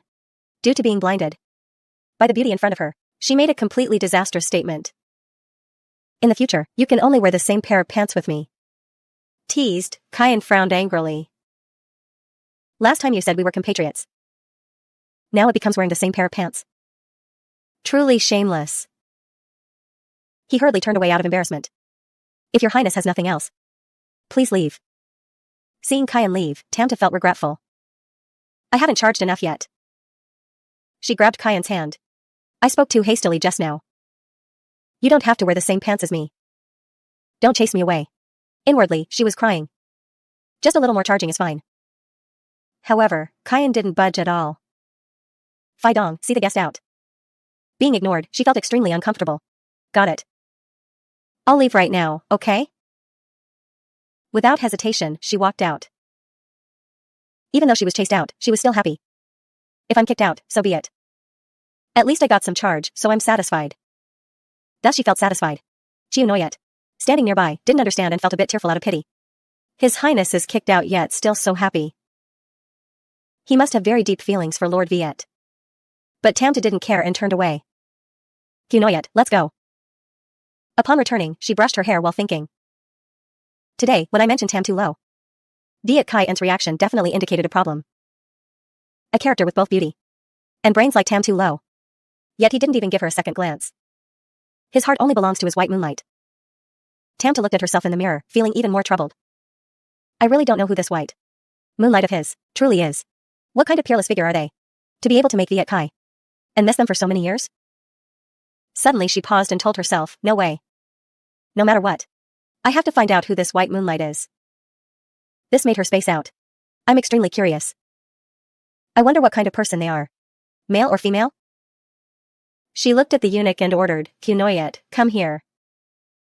She turned and interrogated him like a parent. Tell me. Does Viet Kaian seem like a straight guy to you?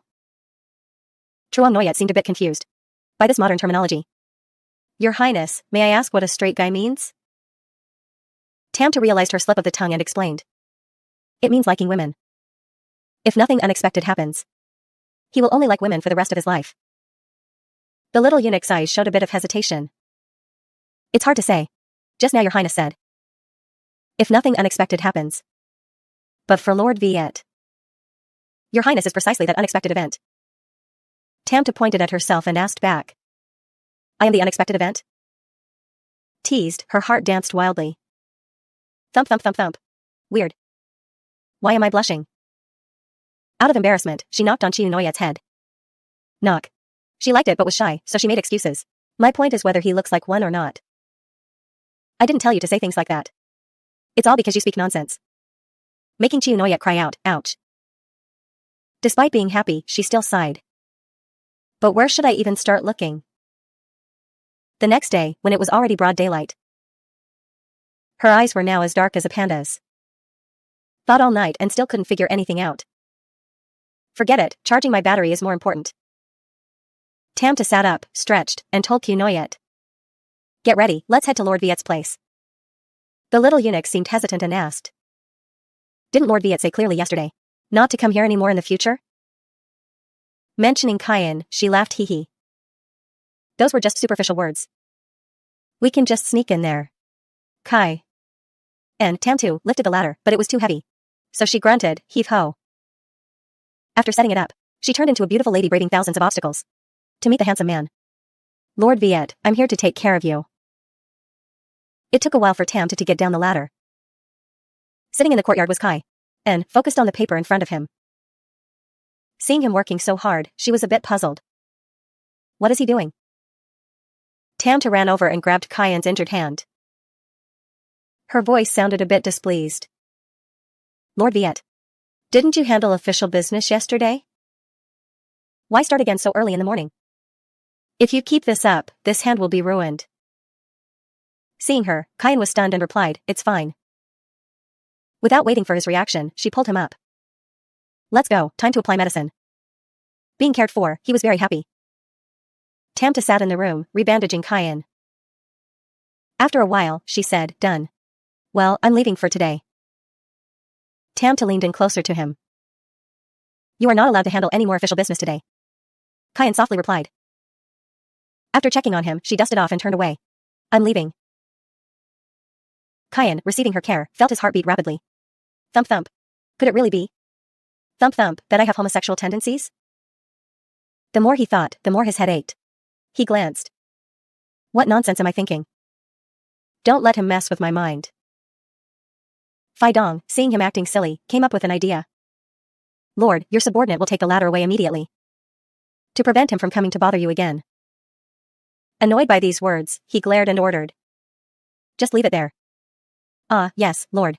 Lately, my lord's attitude is getting stranger and stranger. Towards the imperial grandson. On Tamtu's side, she was extremely happy. Got to charge the battery again today, absolutely wonderful. Suddenly, a voice echoed from somewhere, Tani. Where have you been? Hearing someone call her, Tamta looked back. She was surprised to realize it was Mother. Mother concubine? She was endlessly surprised. Is this person the crown princess? She's so beautiful. The crown princess seemed a bit reproachful. You went to the Viet mansion again? You are currently a man. Yet you run around flirting with other men. From the crown princess's tone, one could hear disappointment. If your imperial grandfather finds out, he will strip you of your title as imperial grandson. Do you think you'd still have a chance to live? Seeing the beauty, she rushed over to act spoiled. Mother concubine, I didn't. Perhaps because she carried the original host's memories. She always felt very close to the crown princess. Teased, the crown princess poked her forehead. Still talking back? If you hadn't provoked Viet Kyan, how could someone have taken advantage of it? To let the third mistrans set you up? Tamtu's mother suddenly hardened her voice. Hating iron for not becoming steel, all of my efforts have been placed on your disguise. Yet you still go around causing trouble. She just gently rubbed her forehead and mumbled. Mother concubine, have you ever thought that?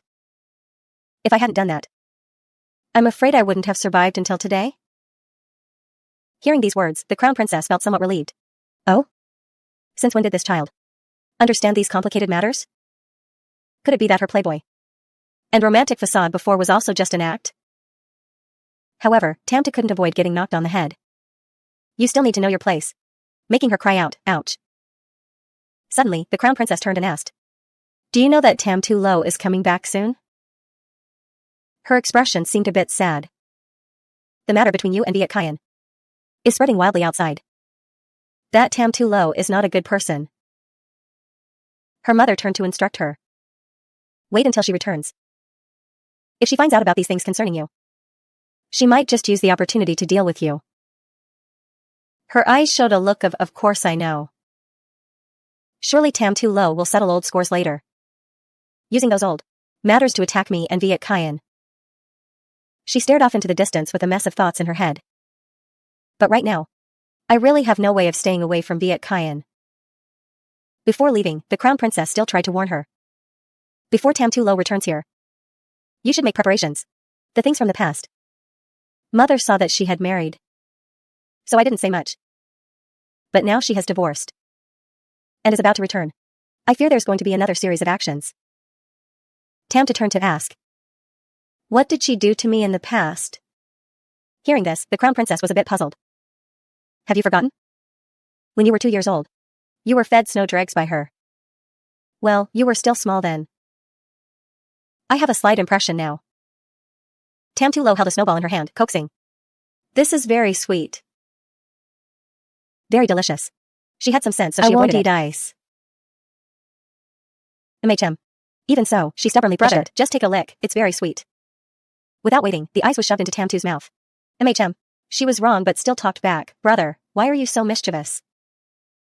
I said just to lick it. Why did you eat the whole thing? The crown princess held her hand to comfort her. When you were young, Tamtu Lo harmed you many times. There are some things you couldn't realize. You must absolutely be careful. You must also remember well what mother said. Do you understand? After all, her mother still tried to remind her. Remember clearly, absolutely do not expose your female identity. She still tried to calmly reply. Mother, I know. The Crown Princess said. It's best that you know. I'm leaving now. Remember to be careful. Tamta waved her hand, watching the Crown Princess's back as she left. After everything, she finally dared to let out a sigh. On Kyan's hand was still the wound tied with a bow. He raised his hand to look closely at it. Suddenly, a sound echoed from somewhere, knock knock knock. Kyan saw that, pretended to be writing, and said, Come in. Tamta poked her head in from outside. Lord Viet, it's time to change your medicine for the evening. From Kyan's hands, blood continued to seep out. This made her a bit panicked. Lord Viet, you. Deep down she was screaming. Lately, because he's injured. The power bank already charges very slowly. Yet he pays so little attention to it. Tamta annoyedly brought out the medical box. After being careful many times, she was now being very rough. Lord Viet really has skills. If the soldiers at the border had your patience, like you do, the country would have been unified long ago. Kyan suddenly cried out in pain. It hurts. Her anger was finally relieved. I thought Lord Viet didn't know pain. I didn't expect you to only feel pain now. Only then did she start to gently rub it. Kyan also shared his thoughts with her. I thought your highness wouldn't come anymore. Hearing that, Tamta couldn't help but be puzzled. Why wouldn't I come? If I don't see Lord Viet's wound completely healed, I can't sleep peacefully. Even though she wasn't the one injured. There was a bit of sadness in Tamtu's eyes, having such good skin. Yet you don't know how to cherish it. What if it leaves a scar? In contrast to her, Kyan's face was full of happiness. In the future, I will just be more careful. Joyful, luckily. Tamtu was too clueless to understand, so she softly replied. Oh, it's good that you know. Why is he suddenly so obedient? The room was filled with an ambiguous atmosphere. Around noon when the sun was right overhead, Tamta thought for a long time but couldn't find an answer. I don't know why. Earlier when talking to the Crown Princess, I didn't feel anything. Her gaze seemed to look far away. But now, talking to Viet Kyan, I feel a bit aggrieved. Living a sneaky life like a dog made her unwilling. Just dealt with the 5th prince. And now Tamtulo appears. Sigh, another enemy again. Until when will these sneaky days end? Kyan, sitting next to her, seemed to sense something from Tamtu. He's not as lively today as he was before. It seems like he has something on his mind. A moment later, she stood up and declared. Done. Lord Viet, remember to love yourself. I'm leaving first today. Before she could leave, Kyan held her back. What's wrong with you today? Right at that moment, her leg hit the edge of the table. Tamtu immediately tumbled forward. Kyan quickly shouted loudly, careful. His hands tightly wrapped around her small waist. The two of them fell onto the ground together. Kyan felt pain and groaned, ugh. Now Tamta had a chance to be in close contact with Kyan. His scent is so good. Is it a mild herbal scent? But as if regretting the moment passing, she hugged him tightly. It seems being here can give someone a moment of peace. This action made Kyan fall into embarrassment. Stand up. Tamta still tried to say. Just resting a bit, which made him uneasy. Your Highness. She didn't care about his face gradually turning red. Just lying here for a bit. Tamta sadly asked Kyan. Why are there so many troublesome things in this world? We clearly share blood ties. Why must we fight to the death? Hearing this question, he couldn't stop thinking. As long as the throne exists for a day, the struggles within the royal family will absolutely never stop. Yet, it seemed he felt even more pity for Tamtu. But I don't know why. I feel sorry for him now. Suddenly, she burst into happiness because it was fast charging. What's up with Viet Kyan all of a sudden? Did I touch a power button or something? As for Kyan, he frowned. Imperial grandson. She sat up with a radiant face. What's wrong? Her heart wanted to dance. If I could just lie on Viet Kyan's body like this forever, wouldn't today's power be fully charged to 100%? There a problem? Well, Kyan, Was always thinking about what happened in the past. He is indeed a playboy. As long as it's a decent man. Whether it's Ta Trico or Thin Nom Thursday, he shamelessly sticks to them. Doesn't he? Tamta raised her hand to the sky and spoke sincerely. Sincerely, I've never been disrespectful in front of anyone. Today is the same. It's just that being close to Lord Viet for a few days. There are a few places where I lose decorum. Those words made him disbelieve her. But she chimed in, however, Lord Viet can rest assured. Even if I lose decorum, I'm only like this with Lord Viet. Towards others. Seeing her explanation was failing, she grabbed if anyone else dared to be like this with me, I would make him use his death to prove it. These words made him even more suspicious. His tone is so practiced. Making such guarantees, I fear he has said this to quite a few people. Suddenly, Kyan's face flushed red as he realized, no, why am I paying attention to this? I don't even like men. He was blushing furiously and had to gently push her aside. You can stand up now. Unwilling, still want to charge a bit more. Tamta wasn't angry, she stood up and dusted her clothes. Due to the misunderstanding, she looked quite sad. Is he still sad about his background? Kyan immediately cured the awkwardness with a few coughs, ahem, ahem. I wonder if His Highness is interested in having a drink now? Hearing him say that, Tamtu's mood was somewhat comforted. Sure, haven't had a drink in a long time. Cheers up really fast. Can relieve sorrow and also charge the battery. Perfect. In the middle of a clear moonlit night, a pair of hands was slowly pouring wine. The two sat drinking together, neither saying anything. Tamtu was already tipsy, so she started rambling. Lord Viet, tell me. For example, after Tamtu Lo returns and still wants to be with Lord Viet. Getting closer. She pointed at Kyan, wondering. On one side is Lord Viet. On the other is my sister, who should I help? Her expression showed a fleeting sadness. But very quickly after, she pulled herself together. Sigh, I'm in a bit of a difficult position. In the eyes of, the relationship between us isn't good either. If I suddenly help you, wouldn't it be exposed? She increasingly overcomplicated the issue. If I help Tamtu Lo, then in the future, Lord Viet. Wouldn't you be my brother-in-law? He gave no quarter, not even a bit. Can't wait for Tamtu to use me. Ah, so cold. Seeing this, Kyan put down his wine cup. Tamtu became increasingly excessive as she moved closer to him. In the end, what kind of friction do you and Tamtu Lo have? As their lips were about to touch, she said, once she returns to the capital, she will become your strongest enemy. But as long as we get on the same boat, the two of us forming an alliance, wouldn't we be invincible? Kyan was still sober, so he stopped her. Then your highness thinks that under the Tan dynasty's realm, besides the princess, I will have no other enemies? From her words, silliness was clearly revealed. That's right, makes sense. Silly. In an instant, she stood up abruptly and said, Lord Viet is truly smart. Cheers to Lord Viet's intelligence. Before Kyan could understand what was going on, he saw Tamta chugging. Glug, glug, which stunned him. After drinking, she even tipped the wine cup upside down to act cool. Not even 3 seconds later, she was continuously calling for Sister Hugh. Bleg, bleg, bleg, bleg. Then she swayed as if possessed. Kyan sensed something was wrong and called out, hey. Tamtu immediately collapsed limply under Kyan's arm. Although he liked it, Kyan acted aloof. Low alcohol tolerance and yet drinking so much. He laid her down on the bed and patted her face. Wake up, you stink. You have to change these clothes. At that time, Tamtu was still deep in her long dream.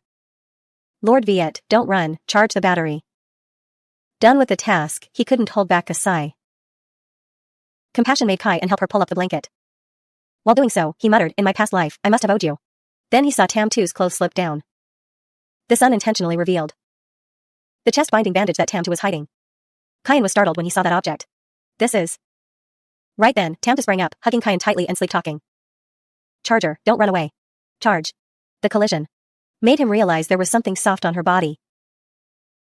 Kyan's fragile heart fluttered. Is it, thump thump, a woman? Thump thump.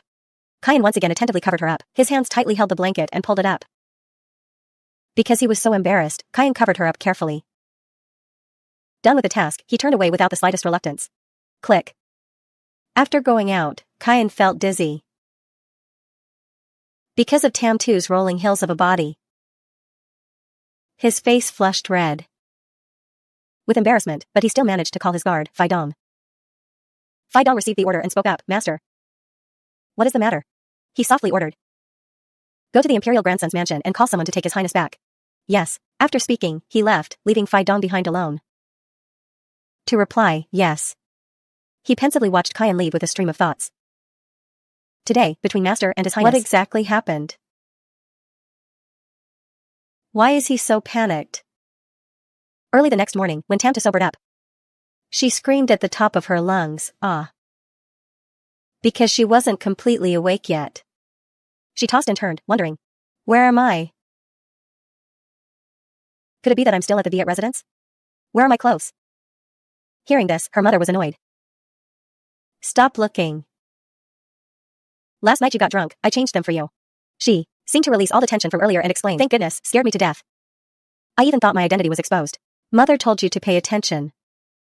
Yet every day you run to Lord Viet's residence.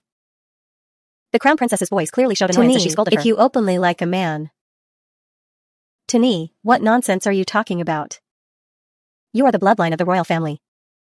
You should inherit this country. Her mother pinched her cheeks, a bit angry. Even if you cannot be a sovereign who clearly understands principles, the court officials will assist you. Fortunately, she had thought of a way to cool her mother down. Let's just wait for a little while longer. Then she suddenly blurted out an incredibly stupid sentence. Those commoners out there could also do it. Leaving the Crown Princess dumbfounded. A moment later, Tamtu's mother realized and shouted loudly, what nonsense are you talking about? You are the bloodline of the royal family. You should inherit this country. Her mother pinched her cheeks, a bit angry. Even if you can't be a sovereign who clearly understands principles, the court officials will assist you. Fortunately, she had thought of a way to cool her mother down. Let's just wait for some more time. All right. As long as you think it through, it's fine. After saying that, she sighed. Sigh, it's a pity that destiny doesn't have a good outcome. Anyway, the main character of this book is Viet Kyan. In the middle of that night, when the moon was high, Kyan was diligently sitting in his room reading a book. Suddenly, he asked the guard beside him, what time is it? Fai Dong picked something up from the ground and answered. It is 3/4 past the hour of the dog. All right, as long as you think it through, it's fine. After saying that, she let out a sigh. Sigh, it's a pity that destiny doesn't have a good outcome. Anyway, the main character of this book is Viet Kyan. In the middle of that night, when the moon was high, Kyan was diligently sitting in his room reading a book. Suddenly, he asked the guard beside him, what time is it? Fai Dong picked something up from the ground and answered. It is 3/4 past the hour of the dog. As if understanding Qian's thoughts, he said. Perhaps the grandson won't come, or maybe you. Yet he still tried to say. There are still some urgent reports. Seeing him like that, Fei Tong turned serious. Master, these matters can just be handed over to the 6 ministries. Otherwise, those people will be too idle. Qian replied while grinding the ink. It's a matter concerning Ping and Port. I still have to look it over. The ink brush accidentally smudged the ink. Not stopping there, Qian suddenly sighed. While spacing out, he thought. Why is it so late and Shinsu still hasn't arrived? Standing nearby, Fei Tong couldn't help but think. The master is not normal at all today. He has spaced out several times already. His mind isn't on the memorials on the table. The thoughts in his head prompted Fei Tong to speak up. How about this subordinate go and take a look? His face showed anger, provoked by those words. What are you going for? The guard was so scared he cowered. This subordinate. Going to take a look, to see if the grandson is on the way or not. Qian asked in a cold voice. Why should you go see? The crown prince can go wherever he wants. Do not overstep the boundaries. After those words, Qian ordered. Step down. Fei Tong replied, yes. Even though he stood outside, the thoughts kept running through Fei Tong's head. Those 2 playful grandsons being here is actually useful. At least it can make the master go to sleep a bit earlier. A while later, Qian also stepped out. In his head were a series of images of Shinsu's mischievousness. Thinking of that, he unconsciously smiled. Then he seemed to realize his silly action, so he paused. Qian immediately shook his head vigorously and went out. Get out, get out. Once again, the image of Shinsu appeared. Lord Yu, you are about to turn into a wooden dummy. Like this, no one will like you. You can only be lonely for a lifetime. Suddenly she made a strange noise and yelled. After speaking, she turned to face him. Does it look like loneliness? Ha ha ha. At this moment, Qian was even more bewildered. Why is my head full of her images? He tiredly put his hand on his forehead, groaning in annoyance. I don't like men either. However, Jian seemed to realize. That's right, Shinsu is a woman. So I have fallen for Shinsu. Jian sat there thinking, his heart in turmoil. What am I thinking? How could I possibly like Shinsu? He stood up abruptly and walked away in confusion. Right now, I just no longer feel aversion towards her. It's not that I like her. Gee. And suddenly threw the door open, startling Fei Tong outside. Fei Tong found it strange and awkwardly followed his master. Are you? Qian didn't bother turning back and kept walking. Going out for a walk. This made Fei Tong even more curious. Where is he going for a walk this late at night?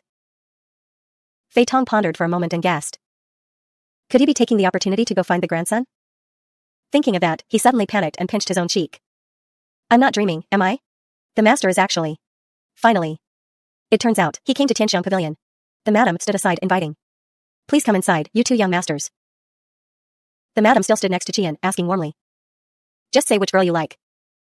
I will arrange a place for you too. Hearing that, Qian stated his requirements. It's best to be a bit mischievous, a bit tall.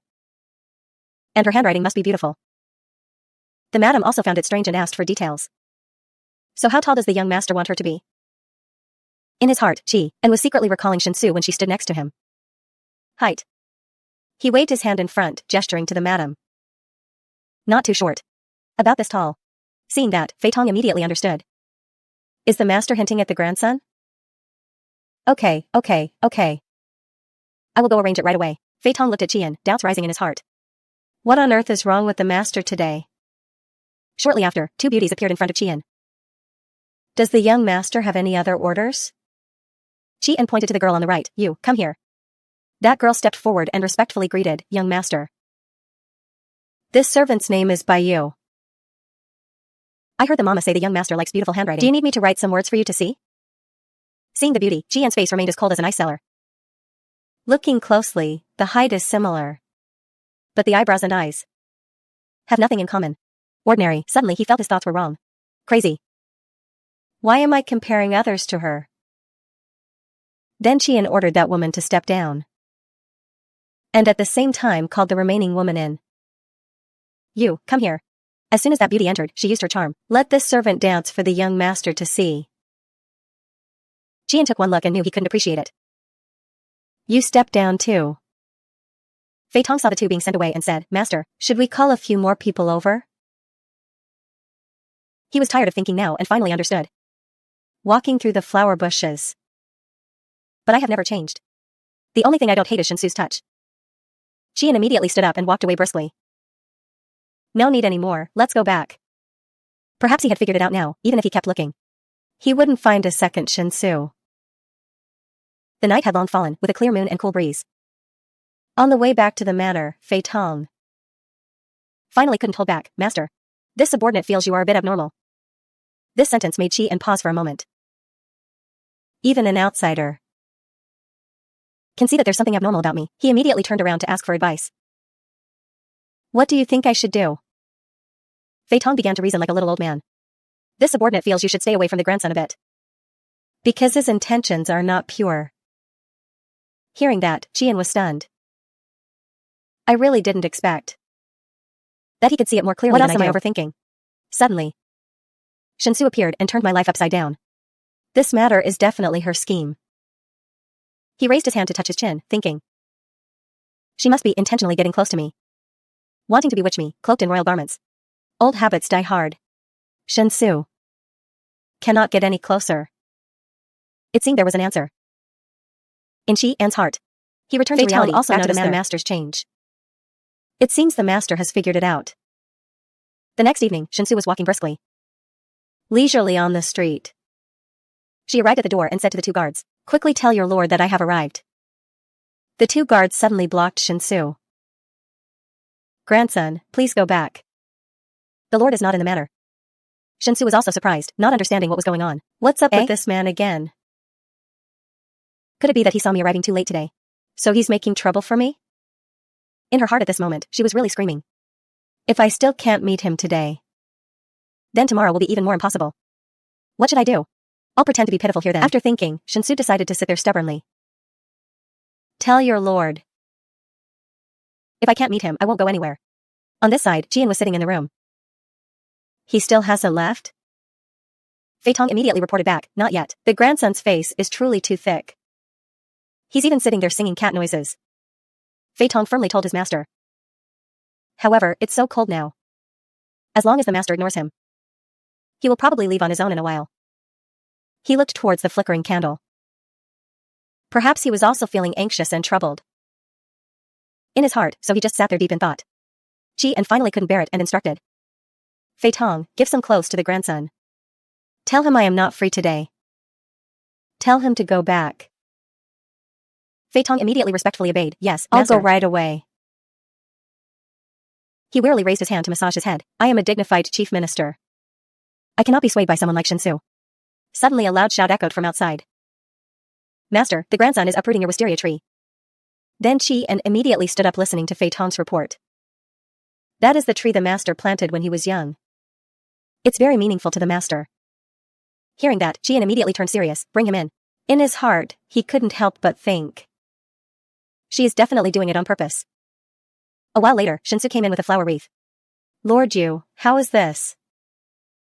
Qian asked her expressionlessly, who allowed you to pick them? Shinsu still happily wore the flower wreath on her hand. Mistake. She propped her hands on the table, using her charm. If Lord Yu is angry, then when I go back, I will transfer a few ZUF flower trees to the Lord. Seeing Shinsu approach, Qian's heart was in turmoil again, clearly knowing she has no good intentions. Why can't I bring myself to hate her? Shinsu smiled and pointed at the flower wreath. You say the ZUF flowers in your manner bloom beautifully, making such a beautiful wreath. She took the opportunity to tease Qian. Why doesn't the Lord invite a few young ladies to the manor? To make friends? Isn't that right? Being teased, Qian was mad with anger. Provokes me and upsets me like this. But acts as if nothing is wrong. And even has the free time to care about my marriage. He wasn't a pushover either, snapping back, you. Yeah, if the grandson cares about me so much. How about you help this humble servant choose? Shinsu seemed to detect the anger in his voice. Lord Yu, I was just joking. You're not going to be angry, are you? Qian didn't even bother to look directly at Shinsu. Joking? What is there for me to be angry about? Shinsu was absolutely certain in her heart. Still saying you're not angry? She clasped her hands, wanting to play the weak little kitten. Lord Yu, I was wrong. Next time I will absolutely not make Lord Yu wait. Nor pick ZUF flowers. And definitely not offer women to Lord Yu. Shinsu put on this look. Begging weakly, looking more real than an A-list actor. Lord Yu certainly can't resist the temptation now. Stop looking. Shinsu knew she succeeded and became elated. Lord Yu is generous. At this moment, Shinsu finally led to the main question. However, why did Lord Yu not want to see me today? Gee. And casually replied with a sentence that shut people up. Of course, I was reading memorials. This humble servant doesn't have the free time to manage other people's marriages like the grandson. Shinsu nimbly snatched the memorial from his hand. Lord Yu is for the country and the people. I cannot compare. In reality, she was seething inside. Just said he was generous, I take it back, he's petty. She opened the memorial she was holding to examine. Great flood. Now, since the beginning of June, continuous heavy rains have flooded everywhere. Hearing that, Qian couldn't resist mocking. Which tutor taught your highness to read these past few years? They really shouldn't hold the post anymore. Shinsu also awkwardly closed the memorial. Not very good. The tutor who taught me already tried his best. It's just that I don't like studying. She then came up with an idea, handing the memorial back to Qian. If the Lord can no longer stand it, then why not read it for me? I swear I will definitely focus on my studies in the future. Qian took the memorial, his mouth equally sharp. Your highness is indeed used to being a rogue. He began to carefully look at the memorial and read. Great flood in Jinxing Prefecture. Since the start of continuous heavy rains, everywhere has turned into a sea of water. Shinsu sat obediently like a puppy listening. Yu Qian is indeed a good official for the people. She thought more and more, even though outside. He is thousands of miles away, he worries for the people in the disaster area. Shinsu's gaze became increasingly glued to Qian. Am I the original body? Why does looking at him today feel more and more perfect? She looked up at his picturesque eyes. Slender but not frail, sharp facial features. Shinsu stared at Qian without blinking. His voice reading the memorial is also pleasing to the ear. The more she looked, the more her heart pounded like seeing a crush. Qian suddenly looked up and noticed something unusual. Is your highness spacing out? Then their eyes met, making Shinsu stammer. I'm not. She realized she seemed abnormal. What's wrong with me? Qian sat straight and asked for her opinion. If there's nothing else, then your highness should try giving your insights. At this moment, Shinsu finally composed her emotions. Ahem, I think this matter is not difficult to solve. She seriously laid out her plan for disaster relief. It's just finding a respectable official to bring a batch of supplies to the disaster area. Then distribute food to appease the people. Shinsu carefully considered all scenarios. That's right, we also need to bring a few doctors there. After a flood disaster, plagues easily occur. Plus, with people fleeing everywhere, it's even easier to cause a widespread plague. Qian actually still had a slight concern. Last year's harvest was not much. Plus the snow disaster at the end of this year. The national treasury is empty. Hearing this, Shinsu finally understood. So it turns out the treasury has no money. If it's not enough, I can chip in a little. He saw this and was speechless. Meanwhile, Shinsu thought.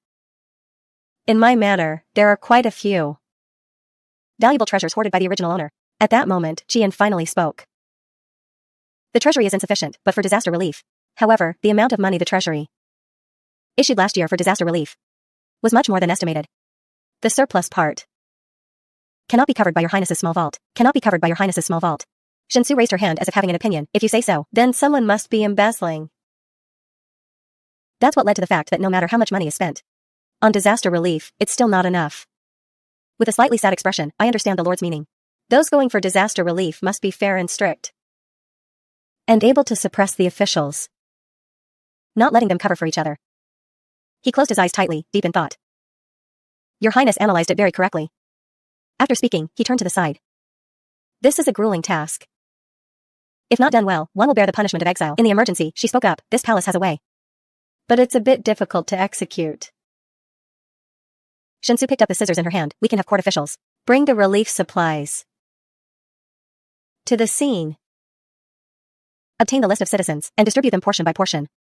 She waved the scissors in front of her, all the officials there.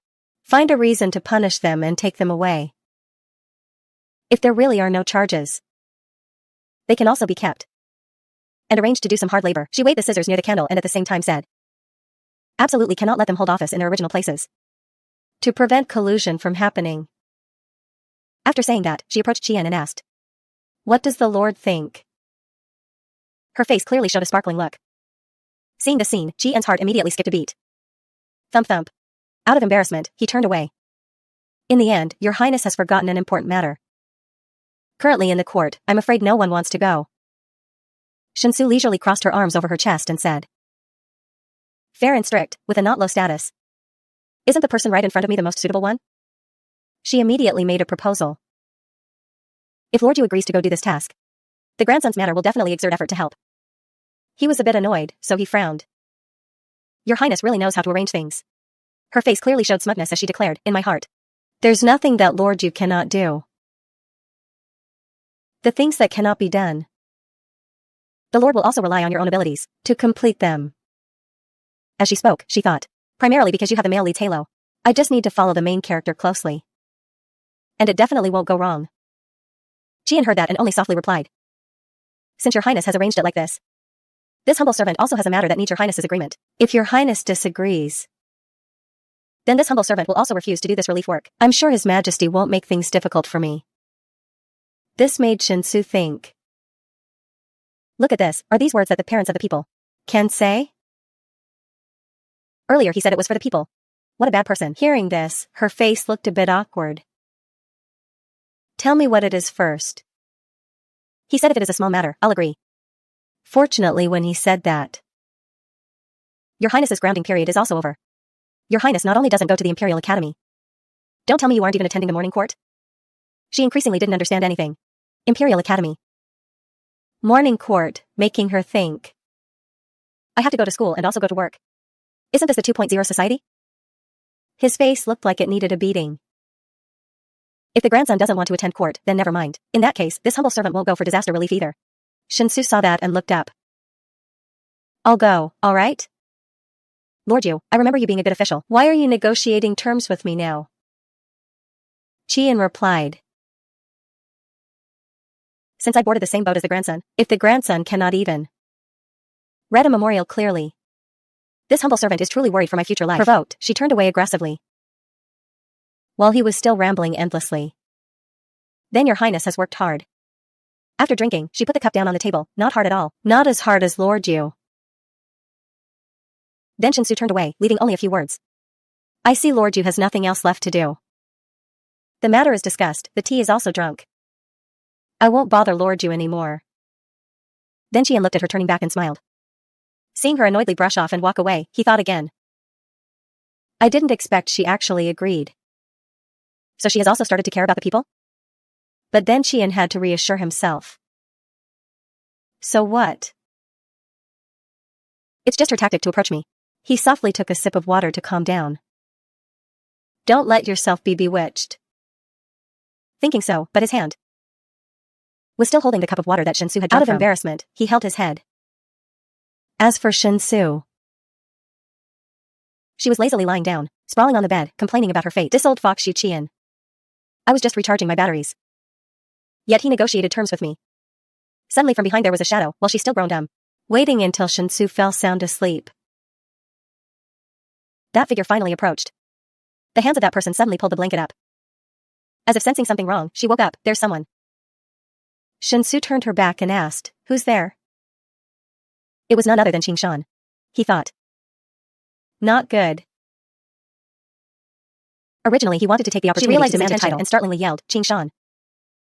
Weren't you kicked out of the manor? Why are you? Out of fear, he slapped her, leaving her stunned.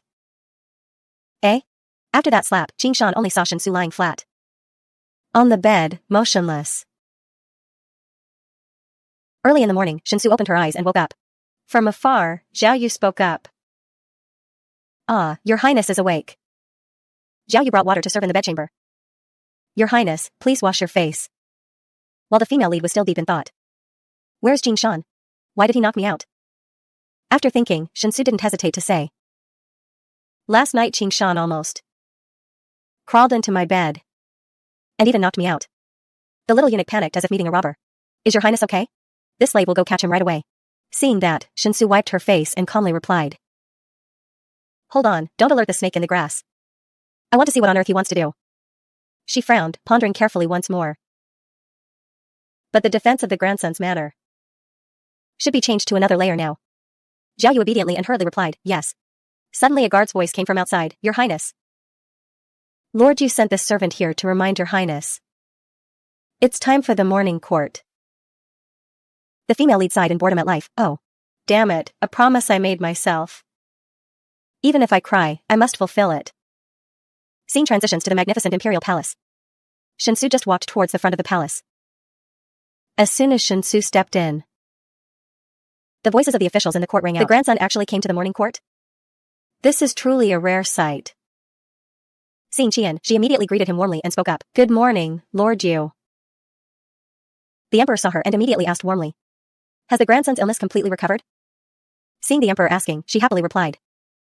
This grandson is fully recovered. The body has no more illness. Imperial grandfather does not need to worry. Shinsu bowed respectfully before the emperor. From now on, this grandson will attend the morning court every day to assist the country. The female lead bowed her head, stuck out her tongue, and thought to herself, this, yeah, right. The emperor also felt somewhat relieved. Good.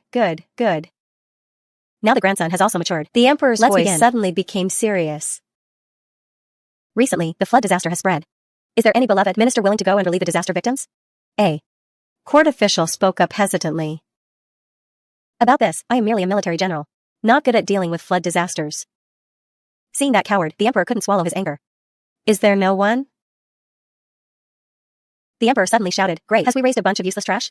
From behind, the sound of footsteps accompanied by a voice rang out. As this son sees it. It was the fifth prince, with a sinister smile on his face, saying, Above and below this court, there is no one more suitable than the chief minister. As soon as he finished speaking, from behind, the male and female leads' voices shouted. This minister agrees. The chief minister is young and highly talented. He can certainly help the disaster victims overcome this calamity. This minister agrees. This minister agrees. Hearing this, Shinsu could also guess Qian's feelings. Every one of these great ministers None of them has a thinking brain. Surely Yu Qian is not feeling very comfortable inside. Seeing this, the emperor turned to ask the male lead. Beloved minister, how do you think this matter should be handled? Asked by the emperor, Qian still calmly replied. This matter is beneficial to the people and the country. If your majesty trusts me, this humble servant will definitely not decline. As soon as he finished speaking, Shinsu standing right there hurriedly spoke up. Imperial grandfather. This time Lord Yu is going for disaster relief. This grandson also wants to go along. Shinsu boldly determined to handle it with Qian. This grandson also wants to understand the suffering of the common people.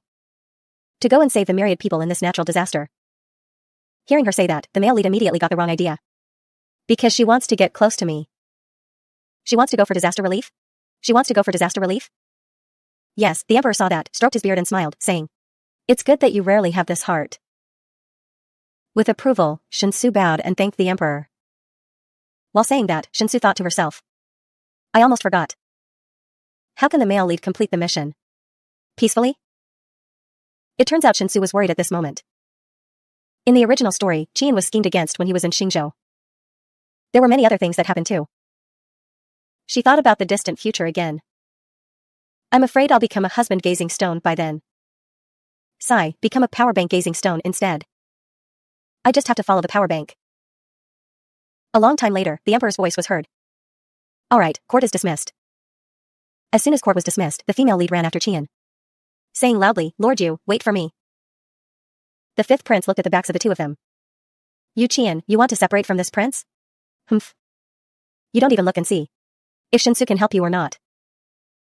While thinking, his hands clenched tightly. This time, you won't be in peace. Shinsu carefully moved up little by little. Lord Yu, I didn't go because of you, but for myself. Hearing these words from her, the male lead nodded and thought. Humph, it wasn't really to follow me? Not seeing him answer, she hurriedly asked. Why doesn't Lord Yu say anything? While saying that, Shinsu softly reached out her hand to take the male lead's hand. Could it be that you think what I did just now was wrong? Just a slight touch made him blush with embarrassment. Why did she? He suddenly turned away, his heart full of trouble. But why am I feeling troubled? Not knowing what he was thinking, Qian tightly held Shinsu's hand. Shinsu felt a little pain and wondered, Lord Yu? The male lead's footsteps suddenly became fast. Seeing this, the female lead said, Lord and I pulling each other like this, I'm afraid it's not good, right? Can we walk separately? Hearing her say that, Qian turned his face away shyly and said. It was the imperial grandson who deliberately teased this official first. In fact, in his heart he was secretly thinking. Making people troubled, their minds messy. Seeing this, the female lead seized the opportunity to pull her hand back. Then raised it and waved it in front of the male lead, saying, I just thought that since we will be colleagues in the future, I should get close to Lord Yu first. Look. It's all red. Hearing this, Qian turned his back and walked away angrily. Who wants to get close to you? Humph. Seeing this, Shinsu hurriedly chased after him and said, I still have to get close to charge the battery. Or let's talk for a while. Seeing it was useless, the female lead used her final move. Let me tell you. Last night after I fell asleep, someone climbed onto my bed in the middle of the night. It was really scary. As expected, the male lead immediately turned around and said loudly. What? While saying that, he put his hands on her shoulders, shook her and asked. Are you okay? Are you hurt anywhere? His actions and words made the female lead dumbfounded. After a moment, she hurriedly spoke up, no. It was that male favorite, Qing Shan. Lord has met him before. He's not a threat at all. After she finished speaking, Qian froze stiffly on the spot. Suddenly the male lead stopped, his face black as a pot. Oh, so it's a male favorite. Before the courtyard, Shinsu hurriedly explained to Yu Qian that he doesn't count as a male favorite. I haven't even brought him into the mansion yet. I don't know why he ran into the mansion yesterday. Hearing this, Lord Yu's expression was still extremely angry. He felt sad thinking about the scene of the person he liked being with someone else. Is she deliberately telling me that last night she was entangled with that male favorite? Qian wanted to reconfirm the relationship between the two. He asked Shinsu, what does she see me as? Shinsu didn't understand what was going on but still caringly asked Qian. Lord Yu, are you not feeling well anywhere? Why is your complexion so bad? She reached out her hand to check his body temperature but was stopped by Qian. His face was full of murderous intent.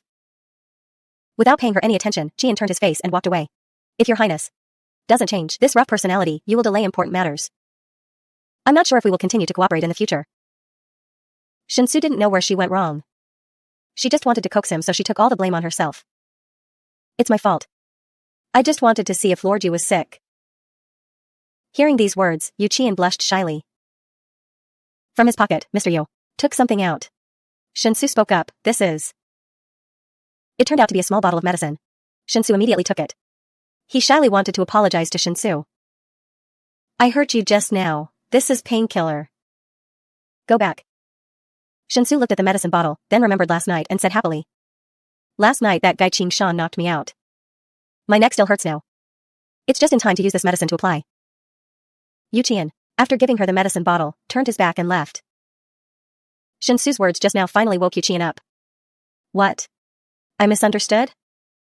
That guy Qing Shan had bad intentions towards her. His face suddenly darkened, his eyes angry, determined not to forgive him.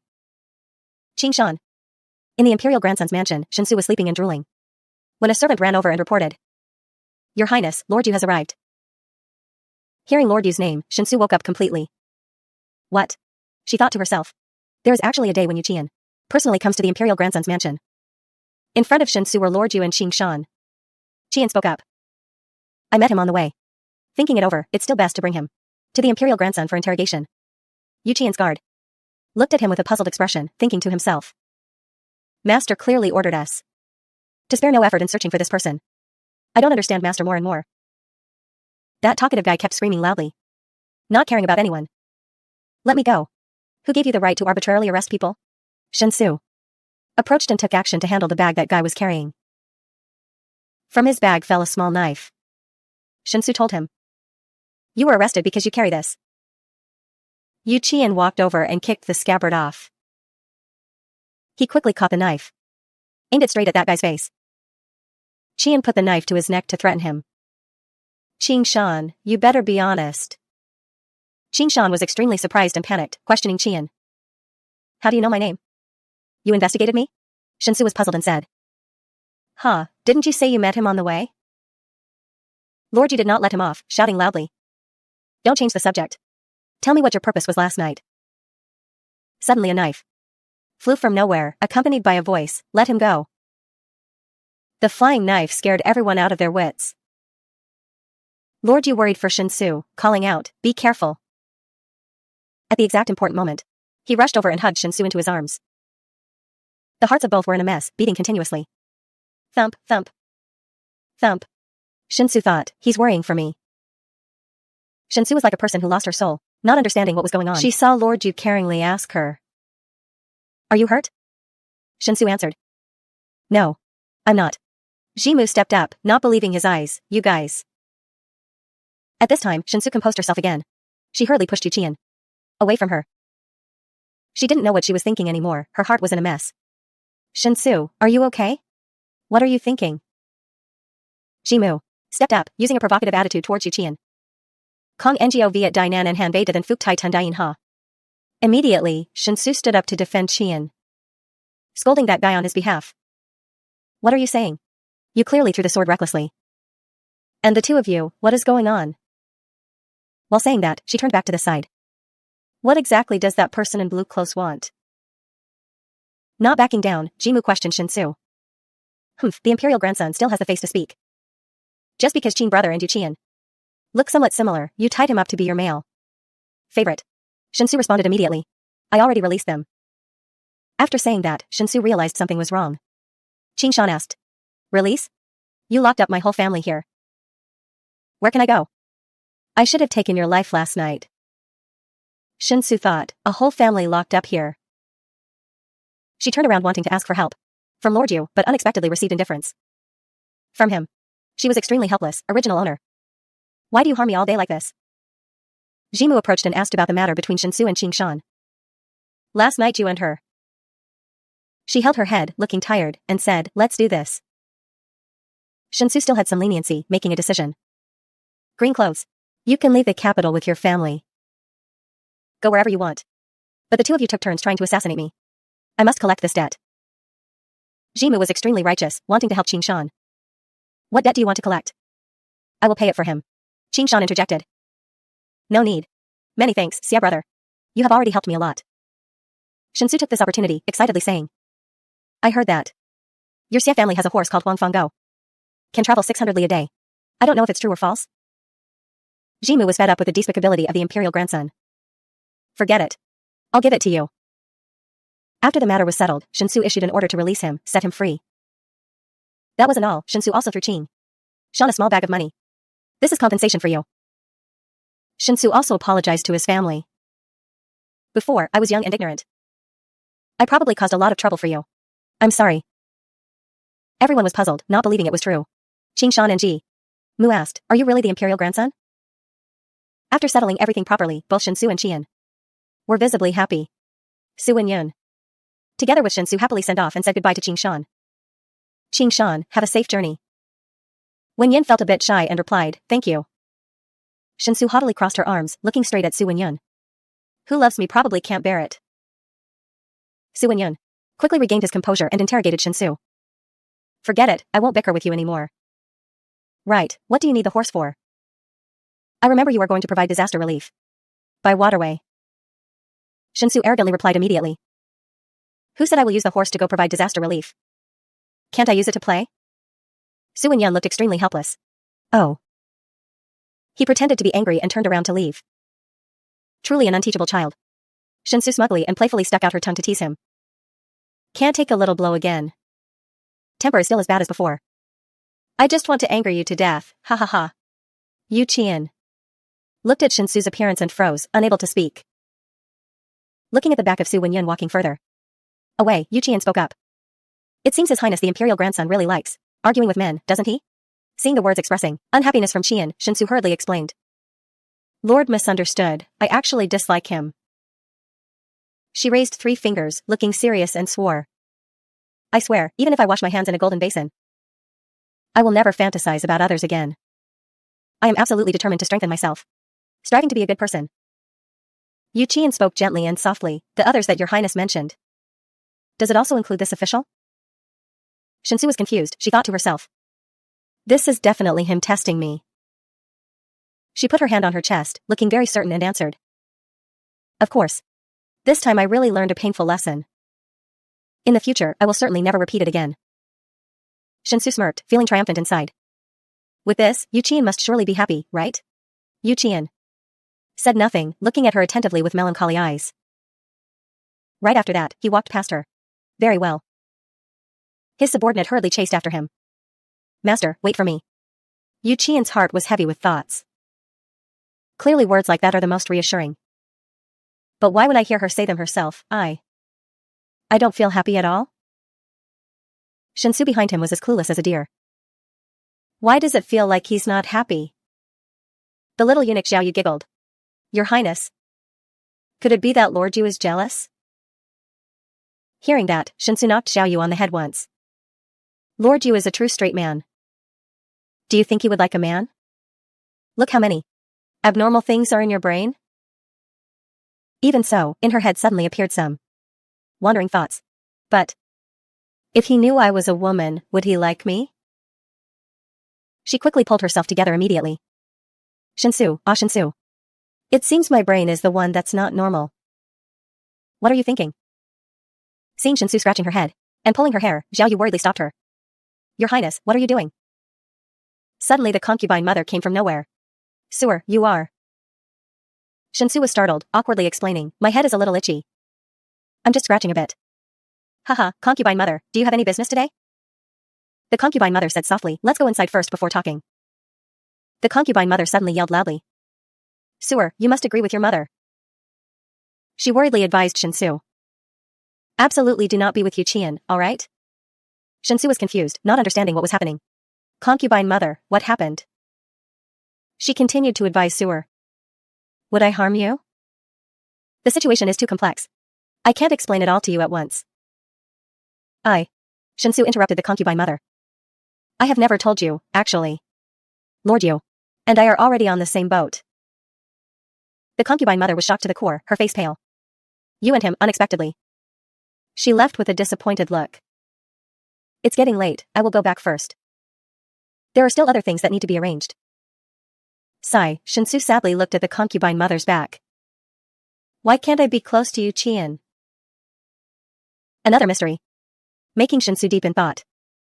Concubine mother, no matter what, is unwilling to tell the truth. How many secrets do you actually have? 2 days later.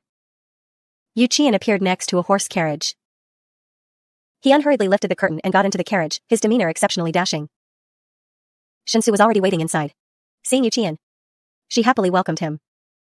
Lord Yu has arrived? Come sit here. The royal carriage is very spacious. Lord Yu, rest assured, I will absolutely be obedient. Contrary to her excitement, Yu Qian just coldly replied, Shinsu felt a bit confused and embarrassed. Lord Yu. In her heart, she was restlessly trying to figure out how to handle it. What should we talk about? What should we talk about? What should we talk about? She still tried to keep a smile on her lips, cheerfully asking. Is Lord Yu reading a letter? Haha. Lord Yu. How much time do you think we will spend? On disaster relief this time? Unfortunately, Yu Qian's cold attitude did not change one bit. I don't know.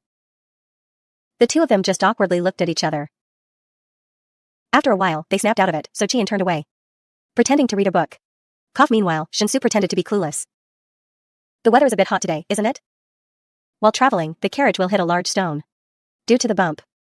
Just now, Shinsu leaned to one side and cried out, ah. But it seemed that stone was the captain of this ship. So now she was pressing closely against Qian into the wall. He was pushed into this situation, so he couldn't help but be so surprised his eyes widened. Koi kung tam to delay lai duok ban tin and lui ra sao. The carriage is too bumpy. Haha. Hearing that, Qian only coldly turned away. Several carriages continued to travel in a single file line. Shinsu had somehow fallen asleep and was drooling. Qian turned to look at her and saw Shinsu swaying due to the bumpy road. Because he was worried for the beauty beside him, he moved closer to let Shinsu rest her head on his shoulder. Because he was addicted but also shy, he only dared to glance at her from top to bottom. The more he looked, the more he couldn't suppress the feelings in his heart. Looking at her now, she's actually quite cute. Suddenly Qian's eyes dimmed when he thought. Actually towards her. Suddenly at the front of the carriage, several arrows flew over, making Fei Tong startle and shout loudly. Assassins! Protect the Imperial Grandson and the Chief Grand Secretary. Shinsu, sitting in the carriage, woke up with a start upon hearing that. What? Assassins? When she opened the door, outside, a chaotic battle had already broken out. Qian saw the situation was bad, so he pulled her hand and ran.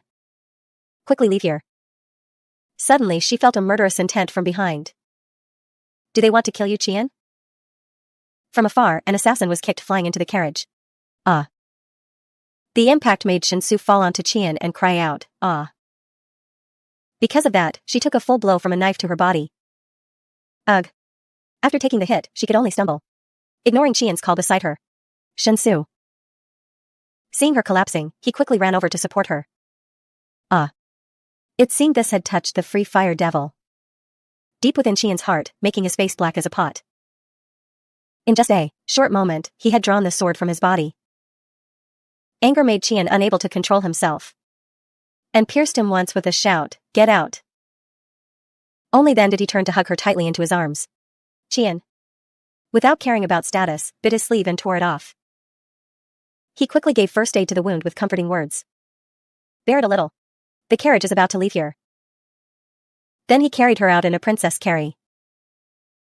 Seeing the two of them, Fei Tong said, Master, let subordinate go up. Qian coldly replied to the guard beside him. These people are coming for me. But because he still worried for everyone, he ordered. Lead everyone out of the encirclement. And these supplies too. Transport them separately, take them out of here. Fei Tong hurriedly said, yes. Suddenly Fei Tong looked up at the sky and gave a long whistle. From somewhere someone jumped down following Fei Tong's words. Luo Ming is out here to protect Master. Qian looked down at Shinsu in his arms and saw she was getting worse. They had arrived at a cave. After searching for the way for a while, Fei Tong turned to Qian and reported. Subordinates' men have reported. Not too many supplies were lost. But we need time to rearrange the supplies. He pulled out a small bottle from somewhere. And this bottle of healing medicine too. Subordinate always carries it with me. Hearing that, Qian softly replied, put it down. Seeming to remember an important matter, Qian said. The Imperial Grandson doesn't like too many people. You all step back. Fei Tong politely answered, yes. Qian's face suddenly frowned. He gently untied the bandage on the wound. Shinsu was in pain and softly cried out, Qian tried not to be moved and turned her over to look at the wound. He turned to grab the medicine bottle. Fei Tong just gave and pondered. The medicine touching her flesh made Shinsu startle and cry. Pain, pain. Her face scrunched up like a monkey's bottom. Sob. Because she was not awake, she both cried and pulled Qian's clothes down. Pain.